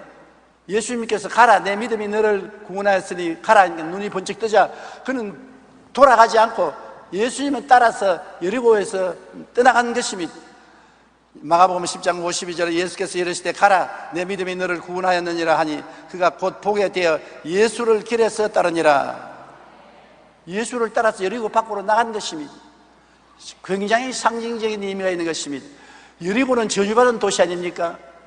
저주받은 도시에서 장님이 되었으니 앞뒤를 가리지 못하고 살고 있지 않습니까? 하루하루 거지 생활은 상징적으로 예수를 모르는 세상 사람들은 이 저주받은 땅에서 눈이 어두워서 어디서 와서 왜 삶이 어디로 가는지 모르고 매일같이 하루하루 일용할 양식을 얻기 위해서 피땀을 흘려 노력하다가 살다가 늙어서 죽지 않습니까? 그런데 바디메오는 눈만 뜬 것이 아닙니다. 눈을 뜨고 난 다음에는 주님을 따라가기 시작해서 여리고로 나가선 것입니다. 저주의 도시에서 떠나간 것입니다. 우리도 예수를 믿고 눈이 밝아지면은 말씀을 믿고 저주의 생활에서 떠나가야 되는 것입니다. 주님이 주시는 새로운 삶을 살아야 되는 것입니다. 영혼이 잘됨같이 범사에 잘되며 강건하고 생명을 얻되 풍성히 얻는 삶을 살아야 되는 것입니다. 여리고 속에 들어앉아서 예수를 믿겠다고 생각하지 마십시오. 여러분의 삶이 여리고에서 나와야 되는 것입니다. 여리고 안에서 나는 살겠다. 그 잘못된 신앙인 것입니다. 우리는 예수 그리스도를 알고 그리스도로 말미암아 눈이 밝아지면 저주를 떠나가는 것입니다. 세상의 죄악을 떠나가게 되는 것입니다. 예수님을 따라서 밖으로 나갔다는 것입니다. 누구든지 그리스도 안에 있으면 새로운 피조물이라 이전 것은 지나갔으니 보라 새 것이 되었도다. 새 것이 되는 것입니다. 나사로가 무덤에 나흘 동안 있다가 예수님이 나사로야 나오라고 할 때, 나올 때 온몸에 수의를 메고서 입고 나왔습니다. 주님께서 뭐라 했습니까? 풀어놓아 다니게 하라. 예수님을 믿으면 묶인 데서 풀어놓아 다녀야 되는 것입니다. 죄에서 해방되고, 마귀와 세상에서 해방되고, 질병에서 해방되고, 저주와 고통에서 해방되고, 죽음과 절망에서 해방되어야 되는 것입니다. 풀어놓아 다니게 하라. 죄의 도시를 떠나고, 마귀와 세상을 떠나고, 저주와 고통을 떠나고, 죽음을 떠나서 그리스도 안에서 희망차고 기쁘고 소망이 있고 능력 있는 삶으로 들어가야 되는 것입니다. 이러한 변화된 삶을 우리가 얻어야 하나님께 영광을 돌릴 수가 있는 것입니다.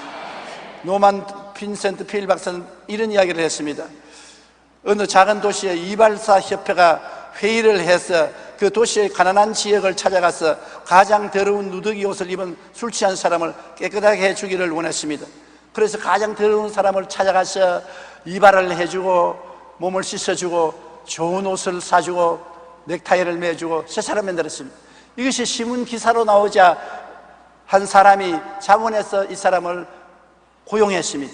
내일 아침 8시에 직장에 출근하라고 했습니다. 그런데 8시가 되어도 직장에 출근하지 않습니다. 그래서 그 사람을 찾아 옛날에 그 사람이 살던 동네에 가보니까 곤드레 만드레 술을 먹고 좋은 옷을 입고 좋은 넥타이를 매고 좋은 지팡이를 옆에 두고서 진흙창 속에 뒹굴어서 자고 있는 것입니다. 거기에서 깨달은 것은 아무리 좋은 옷을 입혀주고 이발을 시켜주고 좋은 지팡이를 손에 들려주고 안경을 끼워주고 해도 옛사람이 그대로 있으면 옛 그대로 돌아간다는 것입니다. 달라져야지. 속이 달라져야 달라지지 겉이 달라져서는 달라지지 않는다는 것입니다. 속이 달라져야 돼요. 아무리 외모를 변화시킨다 하더라도 자신의 내면의 세계가 변하지 않으면 아무 소용이 없습니다.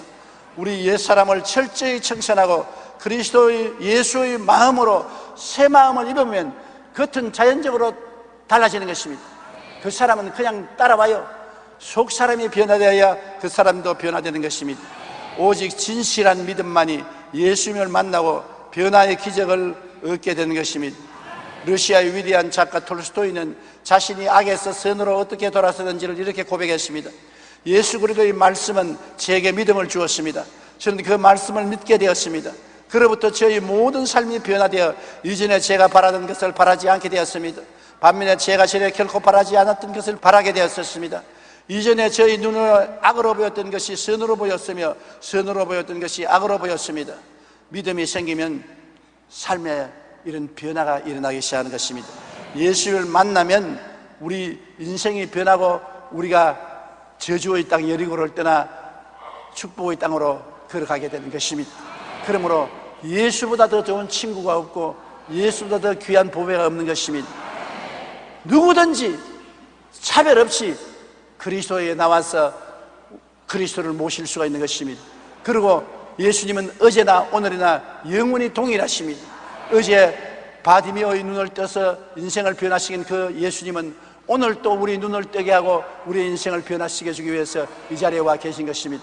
너희 두세 사람이 내 이름으로 모인 것은 나도 너희 가운데 있겠노라. 볼지어다 세상 끝날까지 항상 내가 너와 함께 있으리라고 말씀하신 주님이 이 자리에 계십니다. 한번 따라 말씀해 주세요. 주님이 이 자리에 나와 함께 계십니다. 그러면 그 주님으로 말미암아 오늘 우리가 예배당에서 나갈 때 변화된 사람이 되어서 나가게 되시기를 주님 이름으로 축원합니다. 우리 기도드리겠습니다. 사랑이 많으신 우리 하나님 아버지, 우리 주 예수님을 보내주셔서 이 저주받은 땅 여리고와 같은 이 세상에서 우리를 건져주심을 감사드립니다. 내 아버지 하나님이시여, 우리 모든 사람 마음속에 그리스도가 들어와서 오늘 큰 기적이 일어나게 도와주시옵시고 우리의 삶이 여리고를 떠나 그리스도의 은총 속에 들어가게 도와주시옵소서. 예수님 이름으로 기도합니다. 아멘. 내가 믿으면 하나님의 영광을 보리라. 이 제목으로 은혜를 나누고자 합니다. 베라니는 예루살렘에서 한 오리쯤 밖에 떨어진 조그마한 빈민굴입니다. 예루살렘에서 실패한 사람들이 바로 베다니로 밀려와서 그곳에서 살아갑니다. 지금도 베라니는 예루살렘 근교에 있는 빈민굴입니다. 하물며 예수님 당시에는 그곳에 가장 어려운 사람들이 살고 있던 곳이었습니다. 그곳에 예수께서 오시면 항상 들리던 주님이 사랑하는 한 가정이 있었습니다. 여기에는 나사로와 마르다와 마리아 삼형제가 살고 있었는데 그들은 조실 부모하고 그래서 어려운 가운데 빈민굴에서 살고 있었습니다만 예수님께서는 그 가난하고 헐벗고 굶주린 형제자매를 무척이나 사랑하여 주셨습니다. 저들도 예수님께로부터 깊은 사랑을 받고 산다는 것을 자각하고 있었습니다. 그런데 여러분, 불행이라는 것은 예고가 없이 다가옵니다. 아무리 우리가 모든 것이 편하다고 생각할지라도 언제 불행의 돌풍이 다가올지 모릅니다. 이 가정에 갑자기 불행의 돌풍이 다가왔었습니다. 나사로가 병들었었습니다. 그의 누이들이 아무리 힘을 써서 돌보았지만 그 병은 차도가 없습니다. 의사들을 불러다가 보였지만 의사들마다 고개를 흔들고 나가버렸었습니다. 이제는 잘못하면 운명이 경각에 달렸었습니다. 그러자 마르다와 마리아는 신속히 요단강 저 건너편에 계신 예수께 편지를 썼습니다. 그리고 사람을 보내셨습니다. 당신의 사랑하는 자 나사로가 병들었으니 빨리 와서 고쳐달라고 하셨습니다. 그러나 그곳에서 도보로 걸어서 요단강까지 가는데 하루가 걸리고 돌아오는데 하루가 걸리니 이틀이 걸릴 것입니다. 예수님께서 그 소식을 듣고 난 다음에 이틀을 그곳에 더 유하시고 난 다음에 그 다음 와보니 벌써 나사로가 죽어서 무덤에 들어간 지 나흘이 되어 부패하게 되었습니다. 예수님께서 베라니의 동굴 밖에 오시자마자 예수님이 오셨다는 소식을 듣고 마르다는 그 자리에서 뛰어 일어나서 예수님께 뛰어나가셨습니다. 그는 울부짖으면서 머리칼을 바람에 휘날리며 신발도 신지 않은 채 허둥지둥 예수님 앞에 뛰어나가셨습니다. 너무나 감정이 격한지라 그는 그리스도 앞에서 그냥 엎드려서 통곡을 하고 울었었습니다. 그러고 난 다음에 그는 주님께 몸부림치며 외쳤습니다. 주여, 나흘 전에 이곳에 오셨으면 우리 오라버니가 죽지 아니하였겠나이다. 이 말에 예수 그리스도는 깊은 충격을 받았었습니다. 예수님은 지금 이 자리에 와 계시는데 지금 예수님은 하늘과 땅의 모든 권세를 다 가지고 와 계시는데 여기에 마르다는 예수님을 보시고 나흘 전에 이곳에 왔으면 우리 오라버니가 죽지 아니하실 것이라고 말한 것입니다. 이것은 마르다의 생각 속에는 이미 죽은 오라버니에 대해서는 예수님께서 어찌 손쓸 수가 없다는 것입니다. 살아있을 때 손쓸 수 있다고 생각했었습니다. 그래서 현재 죽은 자를 살리심이 없는 것을 잊게 하시는 그리스도의 능력을 인정하지 않으셨습니다. 그는 예수 그리스도를 나흘로 퇴보시키고 말한 것입니다. 여러분, 우리 주님께서는 우리의 입에서 나오는 신앙 고백의 말씀을 통해서 역사합니다. 우리가 부정적인 말을 하면 주님께서 역사할 수 없습니다. 여기에 마르다가 예수 그리스도 나흘 전에 예수님, 과거의 예수님이지 현재 예수님이 아닙니다. 그러므로 현재 마르다 앞에 예수님이 서 계시지만은 아무 일도 할 수 없는 것은 마르다의 입에서 나오는 신앙 고백은 과거의 예수를 인정하고 현재의 예수는 싹 무시해버리고 말한 것입니다. 그러므로 현재 무시당한 예수 그리스도께서 그 자리에서 기적을 행할 수는 결코 없는 것입니다.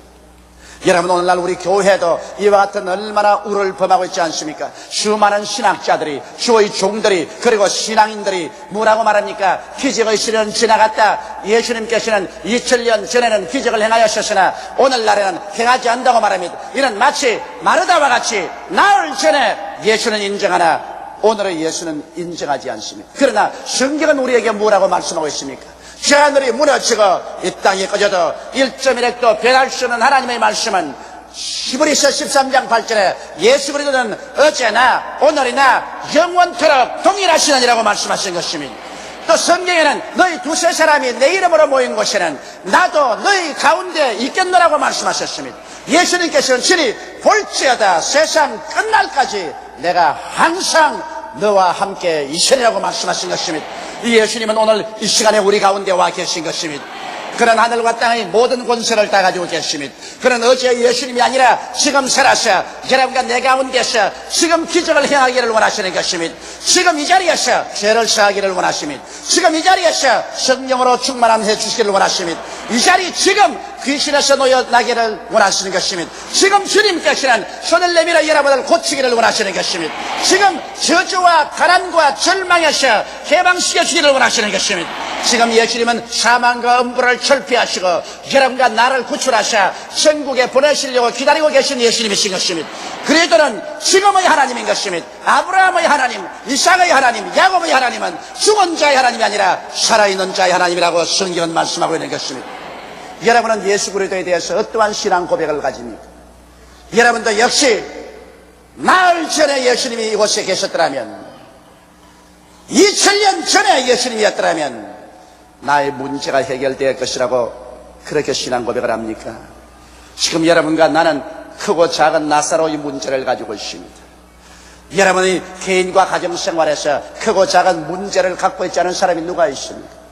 우리는 문제를 해결하고 싶습니다. 예수님은 문제를 해결해 주기 위해서 우리 곁에 찾아왔지만 우리의 신앙 고백은 나흘 전에 예수를 신앙 고백하고 있지 않습니까? 과거의 예수 그리스도를 신앙 고백하고 있지 않습니까? 그렇기 때문에 예수님은 마르다의 그와 같은 말에 깊은 충격을 받았었습니다. 예수님은 아무 말씀도 대답하지 않았었습니다. 마르다는 예수께서 위로의 말 한마디 해주실 줄 알고 기다렸는데 예수께서 아무 말도 안 했습니다. 왜? 나흘 전에 예수님, 과거로 밀어버린 예수님께서 현재의 문제에 대해서 아무 말도 할 수가 없습니다. 과거의 예수를 고백하고 있는 이상 현재의 문제에 대해서 예수님이 간섭할 수 없습니다. 마르다가 깜짝 놀랐었습니다. 그는 눈물 어린 눈으로 예수님을 쳐다보니 예수님의 얼굴이 실망의 빛으로 역력했었습니다. 그래서 그는 자기가 잘못 말한 것을 깨달았었습니다. 즉시로 그는 신앙 고백을 고쳤습니다. 주님이시여, 지금이라도 주께서 무엇이든지 하나님께 구하면 하나님께서 들어주실 줄 아나이다. 그는 올바른 신앙 고백을 했습니다. 나흘 전에 예수님이 아니라 지금이라도 올바른 신앙 고백을 하면은 주께서 대답하십니다. 주님이 즉시로 그 말을 듣고 대답하시기를 내 오라버니가 지금 살리라고 말씀하신 것입니다. 여러분 보십시오. 예수님께서는 지금의 예수 그리스도를 시인하고 고백해드리면 즉시로 그 신앙 고백을 따라서 주님께서 대답해 주시는 것입니다. 그러자 사람들은 지금의 기적을 믿기가 참 힘이 듭니다. 왜냐하면 자기의 이성이 이런 일이 일어날 수 없다고 말합니다. 자기의 감각이 이런 일이 일어날 수 없다고 말합니다. 자기의 경험이 이런 일이 일어날 수 없다고 말합니다. 또 사람들은 지금 기적을 믿는다고 하면 광신주의라고 말합니다. 그러므로 마르다는 예수님께서 지금 내 오라버니가 살리라고 하니까 이것을 견딜 수가 없었습니다. 그래서 뭐라고 대답했습니까? 예, 우리 오라버니가 부활의 날에 살아 일어날 줄 믿습니다. 아멘이라고요? 앞뒤를 살피고 아멘을 하셔야죠. 예수님은 지금 살리라고 했는데 마르다가 그 말을 견딜 수가 없어서 예수님을 미래의 예수로 밀어버리고 말한 것입니다. 부활의 날 주께서 하늘에서 강림하신 그날에 우리 오라버니가 살지 지금은 못 살아요. 그 말인 것입니다. 그래서 지금의 기적을 그가 도저히 감당할 수가 없어서 또다시 미래의 예수를 고백함으로 예수님을 미래로 밀어제껴버렸습니다. 오늘날 또 예수님께서는 우리에게 와서 우리를 도와주기를 원하십니다. 수고하고 무거운 짐진 자들은 다 내게로 오라. 내가 너희를 쉬게 하리라고 말씀하고 계시지만은 우리 사람들은 신앙 고백을 통하여 과거의 예수로 밀어제껴버리든지 그렇지 않으면 미래의 예수 그리스도로 밀어제껴버리고 현재는 공백 상태, 종교를 가지고 있습니다. 의식을 가지고 있습니다. 그리고 슬픔을 가지고 있습니다. 현재는 예수님이 없습니다. 죄는 그대로 있는데, 마귀는 그대로 있는데, 질병은 그대로 있는데, 저주는 그대로 있는데, 죽음은 그대로 있는데, 옛날과 다름없이 사람들은 도역질을 당하고 죽임을 당하고 멸망을 받고 있는데 지금 예수님은 없습니다. 과거에는 있었습니다. 미래에도 있습니다. 과거에 하나님께 되어지는 침이 마르게 말합니다. 과거에는 홍해수도 가르고 쓴물도 달게 하시고 바위에도 물이 나오게 하시고 만나도 주시고 메추라기도 주시고 요단강에 갈라치고 여리고가 무너졌다는 이야기를 입에 침이 마르게 합니다. 미래 주께서 강림하시는 그날에 죽은 자들이 살아나고 살아남은 우리들이 다 변화되어서 눈물과 근심과 탄식과 이별하는 것이나 고가는 것이나 앓는 것이나 죽는 것이 없는 영원한 세계에서 살 것에 대해서 이미 침이 마르게 말을 합니다. 그러나 현재 예수님은 어디 갔습니까? 현재 예수님은 어디 갔습니까? 여러분은 현재 예수님을 어디에 모시고 있습니까? 여러분 현재 여러분의 문제 속에서 예수님이 그 자리에 와서 문제를 해결하고 있습니까? 여러분이 과연 오늘 기적을 믿고 사람들 앞에서 광신주의라는 말을 듣지라도 믿음으로 담대하게 일어날 수 있나요? 마르다는 그 기적을 견딜 수가 없었습니다. 죽은 오라버지의 문제를 가지고 있습니다. 보통 문제가 아닙니다. 그 문제를 해결하기 위해서 예수님은 와 계시는데 마르다는 과거 예수님을 입으로 고백하고 현재 예수님이 너 오라버니를 살리겠다고 말하니까 그 예수를 밀어서 미래로 제껴버립니다. 부활의 날에는 살아날 것이라고 미래의 예수로 제껴버렸습니다. 그러므로 예수께서 마르다에게 강압하여 현재 예수를 인정하도록 요구했습니다. 주님께서 말씀하기를 마르다여 내가 지금 곧 부활이요 생명이라. 나를 믿는 자는 죽어도 살겠고 살아서 나를 믿는 자는 영원히 죽음을 보지 아니하리니 이것을 내가 믿느냐? 장차 부활의 날까지 기다릴 필요가 어디 있느냐? 지금 내가 부활이요 생명이다. 그러므로 내 오라버니가 지금 산다. 그는 그 말에 동문서답을 했습니다. 예, 주는 그리스도시요 장차 오실 하나님의 아들인 줄 믿나이다. 그는 보기 좋게 낙제해버리고 말하셨습니다. 여러분 오늘날 주님께서 기적을 행하지 않은 이유가 예수님이 기적을 행하기 싫어서 안 하는 것이 아니라 우리의 신앙 고백이 틀렸기 때문에 그런 것입니다.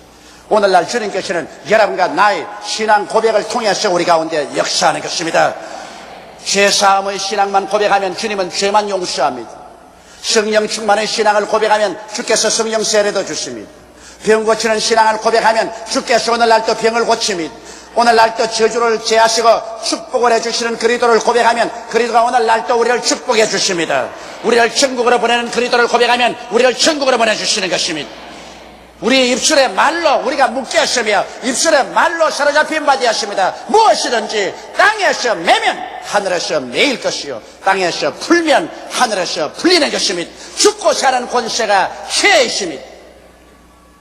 이러므로 신앙 고백이 바로 예수님께서 타고 오는 수레인 것입니다. 예수님께서는 마르다를 통해서 역사할 수가 없습니다. 그는 현재를 잃어버린 사람이었습니다. 마르다에게는 예수님은 과거에는 계셨고 미래에는 계시지만 현재는 없습니다. 예수님께서 현재 내가 여기 있다, 너희 문제를 해결하기 위해서 내가 여기 있다 해도 인정해 주지 않습니다. 그래서 예수님께서 마르다하고 말하십니다. 내 동생 마리아를 불러라. 마르다는 뛰어가서 울고 있는 마리아에게 말했습니다. 마리아야, 주께서 너를 찾으셨다. 마리아는 항상 예수님의 말씀을 사랑했었습니다. 마리아는 예수님의 발 앞에 앉아서 예수 그리스도의 말씀에 경청했습니다. 예수께서는 마리아야말로 현재 살아계셨습니다. 하늘과 땅의 모든 권세를 가지시고 인간의 문제에 대한 해답을 가져오시는 예수 그리스도를 인정해 줄 줄 알았었습니다. 그래서 예수는 마리아가 오시기를 기다리고 있습니다. 한참 만에 마리아는 줄다름질을 쳐서 예수님께 왔습니다. 예수님은 기대하고 있었습니다. 마리아야말로 주여 일어나서 갑시다. 우리 오라버니 무덤에 가셔 우리 오라버니를 지금 살려주시옵소서. 그렇게 말할 줄 알고 기다리고 있었는데 마리아가 뛰어와서 예수님 발 앞에 엎드려서 통곡하라고 울더니만 눈물이 가득 고인 눈을 들어서 예수님을 쳐다보고 주여 날 저리 이곳에 오셨으면 우리 오라버니가 죽지 아니하였겠나이다. 절망적인 신앙 고백을 했습니다. 현재 예수는 마리아에게도 없습니다. 나흘 전에 예수밖에 없습니다. 그래서 예수님께서 마르다와 마리아를 보고 말했습니다. 오라버니를 어디에 두었느냐? 가보자. 그래 가는데 마리아와 마르다가 나흘 동안 먹지도 않고 자지도 아니해서 머리는 산발이고 얼굴은 초췌하고 옷은 구겨지고 흐느껴 울면서 가는 그 모습을 보고 예수님께서는 성경 말씀에 통분이 느끼시고 민망히 느끼시고 주님께서 우셨다고 말했습니다. 왜 예수님이 통분이 느끼셨습니까? 분명히 예수님이 살아서 문제를 해결하시는데도 불구하고 이 마르다와 마리아의 신앙이란 과거의 예수, 미래의 예수밖에 모르고 현재의 기적을 행하는 예수를 인정하지 않았기 때문에 주께서 그 문제를 해결해 줄 수 없으므로 마음속에 통분이 느꼈습니다. 현재 무시당해버린 그 예수께서 마음속에 통분이 느꼈으며 또 민망히 느낀 것은 문제에 짓눌려 가지고서 비극적인 인간이 된 것을 보고, 또 믿지 않은 수많은 사람들에게 손가락질을 당하면서 장님의 널뚝이 한 예수께서 나사를 죽지 못하게 할 수 없었느냐 희롱을 당하게 한 것을 보고 주님께서 민망히 여기셨어요. 주께서 울으셨습니다. 오늘날도 여러분, 주님께서 수많은 교회의 문 앞에 서서 울고 계십니다. 수많은 여러분의 성도의 집에서 울고 계십니다. 왜? 주님께서 여러분에게 문제를 해결해 주러 왔건만 여러분께서 문을 열지 않습니다. 성경은 뭐라고 말합니까? 볼지어다 내가 문 밖에 서서 두드리느니 누구든지 내 음성을 듣고 문을 열면 내가 그에게로 들어가 그와 더불어 먹고 그는 나와 더불어 먹으려고 했는데 주 예수 대문 밖에 기다려 섰으나 단단히 잠겨두니 못 들어오시네. 왜? 우리는 과거의 예수는 인정하고 미래의 예수는 인정하나 현재 기적을 행하시는 예수를 믿고 믿음으로 담대하게 실천하는 신앙을 가지고 있지 않기 때문에 예수님께서 문제를 해결해 주지 못하고 인정을 못 받음으로 통분이 되게 계시고 예수 믿는 사람들이 세상 사람들에게 손가락질을 당하고 비난당하니 주님께서 그를 보고 민망히 능히셔서 주께서 우시는 것입니다. 얼마 동안 예수님을 울려놓겠습니까? 얼마 동안 예수께서 여러분의 대문 밖에서 울고서 계시도록 여러분 만들어 놓겠습니까? 주님께서 이제 무덤가에 왔습니다. 여기에 마리아와 마르다가 서 있고 수많은 유대인들이 서 있습니다. 이제 예수님께서는 마리아와 마르다에게 현재의 예수 그리스도를 인정하도록 강요하는 것입니다. 마르다여, 무덤에 돌을 옮겨 놓아라. 과거의 일이 아닙니다. 미래의 일이 아닙니다. 지금 무덤에 돌을 옮겨 놓아라. 이것은 이제는 지금 살아계신 그리스도를 믿고 기적이 일어날 것을 기대하고 실천하라는 것입니다. 마르다는 낭패에 처했습니다. 그는 당황한 얼굴로 그리스도를 쳐다보았습니다. 그러나 남 주위에는 유대인들을 쳐다보았습니다. 예수님의 얼굴은 단호합니다. 예수님은 얼굴을 상기하셔 마르다를 바라보고 있습니다. 그런데 마르다가 유대인들을 바라봅니다. 유대인들이 마르다야, 어찌 감히 돌을 옮겨놓겠는가? 너 그러면 온 동네 사람들이 너를 광신주의자라고 할 것이다. 너희 오라버니가 죽어 하루 이틀 동안에 나으리 되었어. 그 속에 이미 썩었는데 돌을 옮겨놓다니 그런 것은 광신이다. 마르다여, 광신자가 되겠는가? 그는 샌드위치가 되었습니다. 예수님의 음성을 따를 것이냐, 주위에 있는 사람들의 비평소리를 들을 것이냐. 그래서 그는 얼굴을 찌푸리고 울음 섞인 음성으로 예수께 말했습니다. 주여, 우리 오라버니가 무덤에 들어간 지 나흘이 되었어. 지금 썩은 냄새가 나나이다. 그는 끝까지 지금 기적을 행하시는 예수님을 인정 못하겠다는 것입니다. 과거에는 그랬지요. 미래는 그렇게 하겠지요. 지금은 안 됩니다. 그러니까 예수께서 저 얼굴에 불빛이 튀어나옵니다. 주님께서 주먹을 불끈 쥐셨습니다. 주님의 얼굴이 근육이 긴장되었습니다. 그리고 마르다를 무섭게 쏘아보셨습니다. 그리고 말씀하시다, 마르다요, 내가 네게 말하기를 내가 믿으면 하나님의 영광을 보리라고 하지 않았느냐? 네가 믿지 아니하면 오라버니는 썩어버립니다. 네가 믿으면 내가 기적을 행할 수가 있죠. 그러므로 지금 그 돌문으로 옮겨놓아. 여러분, 하나님께서는 여러분과 나의 신앙의 고백과 실천 위에서 기적을 행합니다. 하나님께서는 여러분과 내가 가만히 앉았는데 주님 스스로 나와서 역사하지 않습니다. 주께서 광야에 나갔었을 때, 남자만 5,000명, 부여자 김한 명이 있었을 때 주님께서 빌립 보고 이 사람들에게 먹을 것을 주라고 하셨죠. 여러분, 주님께서 직접 그냥 다 먹이시지 무엇 때문에 빌립 보고 먹을 것을 주라고 하셨습니까? 빌립은 와서 말하기를, 주여, 광야여 200데나리 이상의 돈이 필요한데 돈도 없고 떡 살 것도 없고 떡도 없으니 먹일 수 없다고 말하는데, 주님은 먹일 수 있다는 신앙의 고백과 그 행동을 원하시는 것입니다. 그게 있어야 역사합니다. 믿음의 씨앗을 심어야 하나님이 기적을 역사하는 것입니다. 그래서 안드레가 어린아이의 보리떡 5개와 물고기 2마리 점심 도시락을 들고 왔습니다. 그것은 안드레는 예수께서 먹일 수 있다는 것을 믿고서 신앙 고백을 한 것입니다. 그는 그런 믿음의 행위를 가져오니까 주께서 그 오병이어와 안드레의 믿음을 통해서 기적을 행하신 것입니다.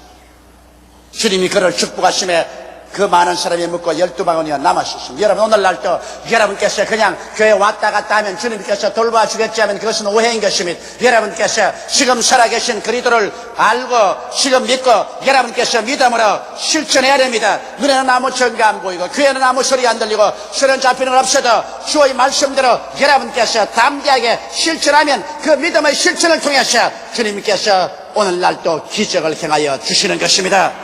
할 수 있거든요. 무슨 말이냐? 믿는 자에게는 능치 못하시면 아니라 내 믿은 대로 될지어다고 말씀하시는 것입니다. 마리아와 마르다는 결심을 했습니다. 이제 세상 사람들에게 광신자가 되고 온 세상 사람이 손가락질 할지라도 과거의 예수도 아니요 미래의 예수도 아니요 지금 예수 그리스도인 것을 믿기로 작정을 했었습니다. 눈에는 아무 증거 안 보이고 귀에는 아무 소리 안 들리고 손에 잡히는 것 없어도 이성이 반발해도 감각이 반발해도 믿음으로 나가기로 결심했습니다. 성경은 말씀하기를 나의 의인은 믿음으로 말미암아 살리라. 뒤로 물러가면 내 마음이 저를 기뻐하지 아니하리라고 말씀하신 것입니다. 그래서 마르다와 마리아는 그 무덤의 돌에 매달려서 그들은 무덤의 돌을 밀어냅니다.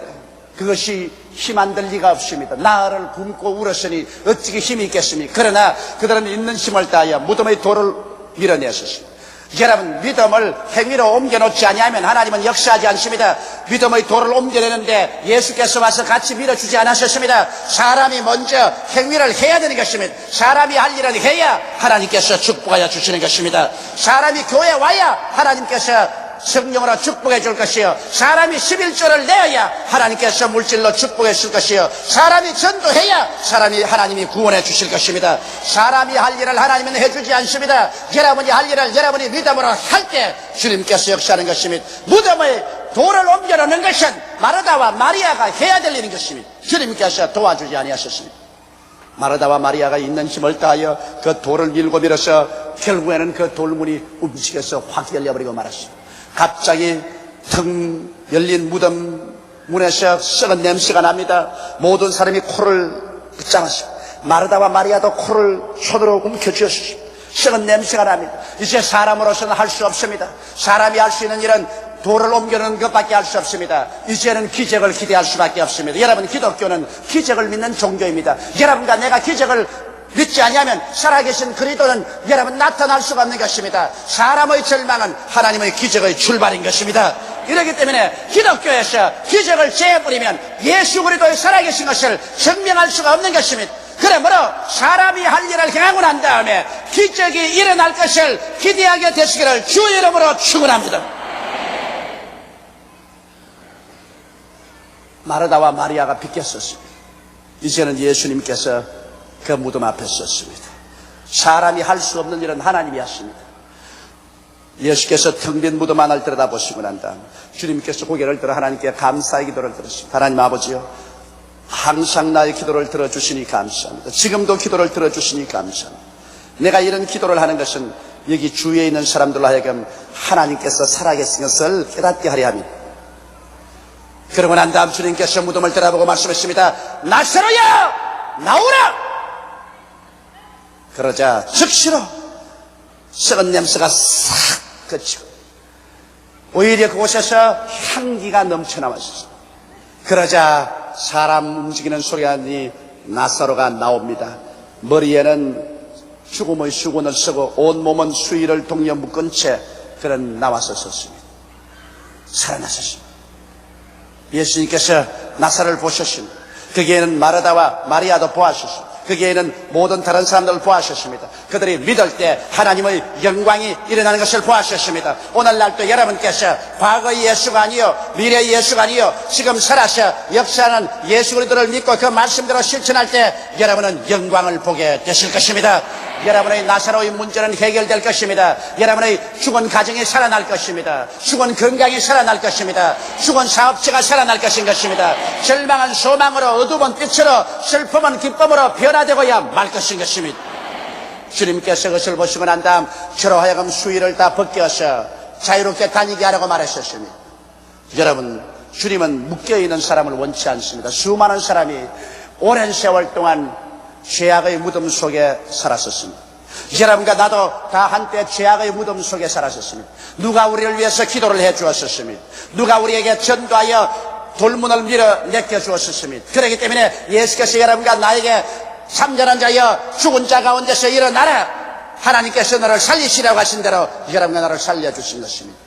오늘날 누가 우리를 위해서 기도해 주셨고, 누가 우리의 죽음의 돌문을 밀어 제껴 주셨고, 그렇게 했기 때문에 예수님이 여러분과 나를 살려서 오늘 예수 믿게 해주신 것입니다. 그러나 수많은 사람들이 예수를 믿고 나오고 난 다음에도 죽음의 수위를 몸에 칭칭 감고 살고 있는 것입니다. 우리 주님은 여러분께서 살아시면 죽음의 수위를 벗어버리기를 원하는 것입니다. 수많은 사람이 예수를 믿고 구원받으시도 아직 옛습관인 죄악의 수위를 몸에 감고 있습니다. 어떠한 사람들은 무능력의 수위를 감고 있습니다. 어떠한 사람은 예수 믿고 나왔음에도 아직 질병의 수위를 몸에 감고 있습니다. 또 다른 사람은 저주와 가난과 낭패와 실망의 수위를 몸에 감고 있습니다. 절망을 감고 있습니다. 주님께서 말씀하기를 저를 벗겨서 자유롭게 다니게 하라고 말씀하신 것입니다. 여러분께서는 예수 믿고 난 다음에 영혼이 잘됨같이 범사에 잘되며 강건하고 생명을 얻되 넘치게 얻어서 남에게 구워줄지라도 꾸지 않는 그러한 삶을 얻기를 주님께서 원하시고 계신 것입니다. 옛날에 죄악의 세상에서 영적으로 죽었을 때 칭칭 감아놓은 저주의 그 수위들을 주님께서 다 벗어버리기를 원하십니다. 이렇기 때문에 주님께서 오늘날 교회에게 명령합니다. 저들에게 가서 수위를 벗겨서 자유케 하라고 말하는 것입니다. 오늘 많은 교회가 죄악에서 살아나와 교회에 출석하지만은 수위를 온몸에 칭칭 감고 있는 사람들을 도와주지 않고 있습니다. 오직 교회에서는 죄악에서 살아났으니 그로서 만족하라고 말합니다. 수위를 벗겨주지 않습니다. 여러분, 수위를 벗겨줘야 하는 것입니다. 오늘 교회는 목사들이 기도와 메시지를 통해서 그 몸에 감은 죄악의 수위를, 무능력의 수위를, 질병의 수위를, 저주의 수위를, 죽음의 수위를 벗겨주어야만 하는 것입니다.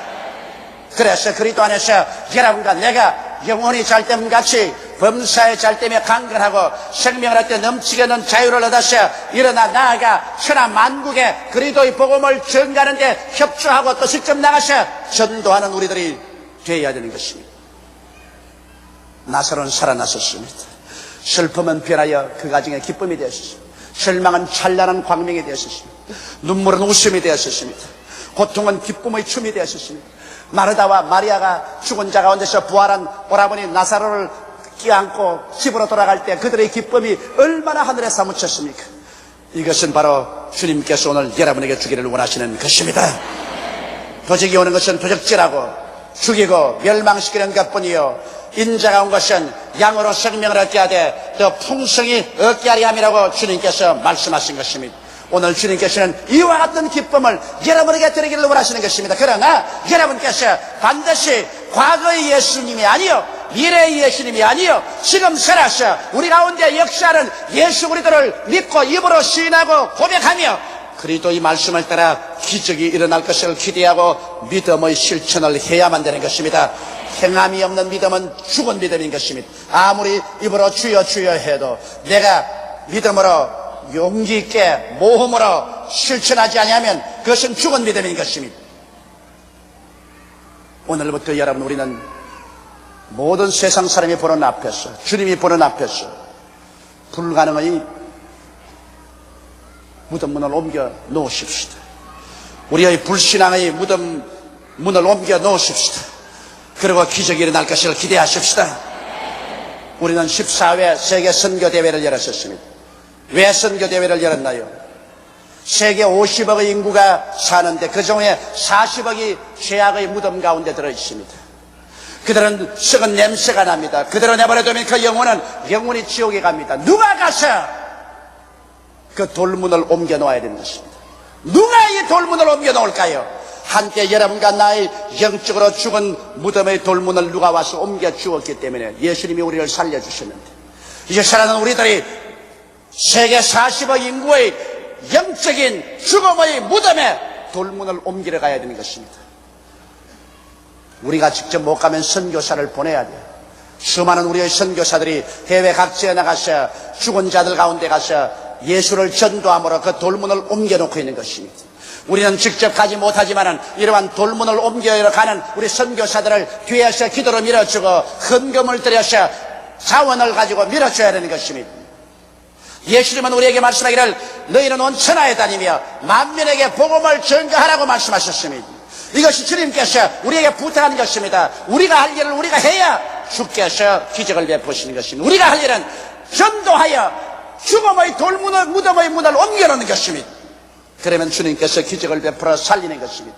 우리가 선교대회로 모인 것은 이 돌문을 옮겨놓기 위해서 선교사를 파견하고 그들을 위해서 기도해드리고 그들을 위해서 물질로 길을 밀어주기 위해서 선교대회를 열은 것입니다. 오늘 이 시간에 우리는 하나님 앞에 섰습니다. 하나님은 여러분과 나에게 말합니다. 20세기의 마리아여 마르다여, 내가 믿고 돌문을 옮겨놓으면 하나님의 기적을 보리라고 내가 말씀하지 않았느냐. 여러분, 온 세계가 구원받기를 원하시면 아멘 하십시다. 온 천하가 구원받기를 원하시면 아멘 하십시다. 그렇다면 우리가 돌문을 옮겨 놓아야 돼요. 우리의 기도를 통해서 옮겨 놓아야 돼요. 우리가 물질을 들여서 옮겨 놓아야 돼요. 우리의 대표자 선교사들을 보내서 이 돌문을 옮겨 놓아야 돼요. 그러면 주님께서 세계를 구원하는 기적을 베풀게 되실 것입니다. 우리 다 같이 고개 숙여 기도드리겠습니다. 전능하시고 거룩하신 아버지 하나님, 우리도 마리아와 마르다처럼 무덤의 문 앞에 절망의 돌을 옮겨놓는 우리들이 되게 도와주시옵소서. 우리가 살아있는 이상 선교사들을 보내든지 우리가 직접 가든지 기도를 하든지 물질을 보내든지 이렇게 해서 40억 인구의 죽은 무덤에 돌을 옮겨놓아서 그리스도가 저들을 살리는데 한 역할을 담당하게 도와주시옵소서. 예수님 이름 받들어 기도하옵나이다. 아멘.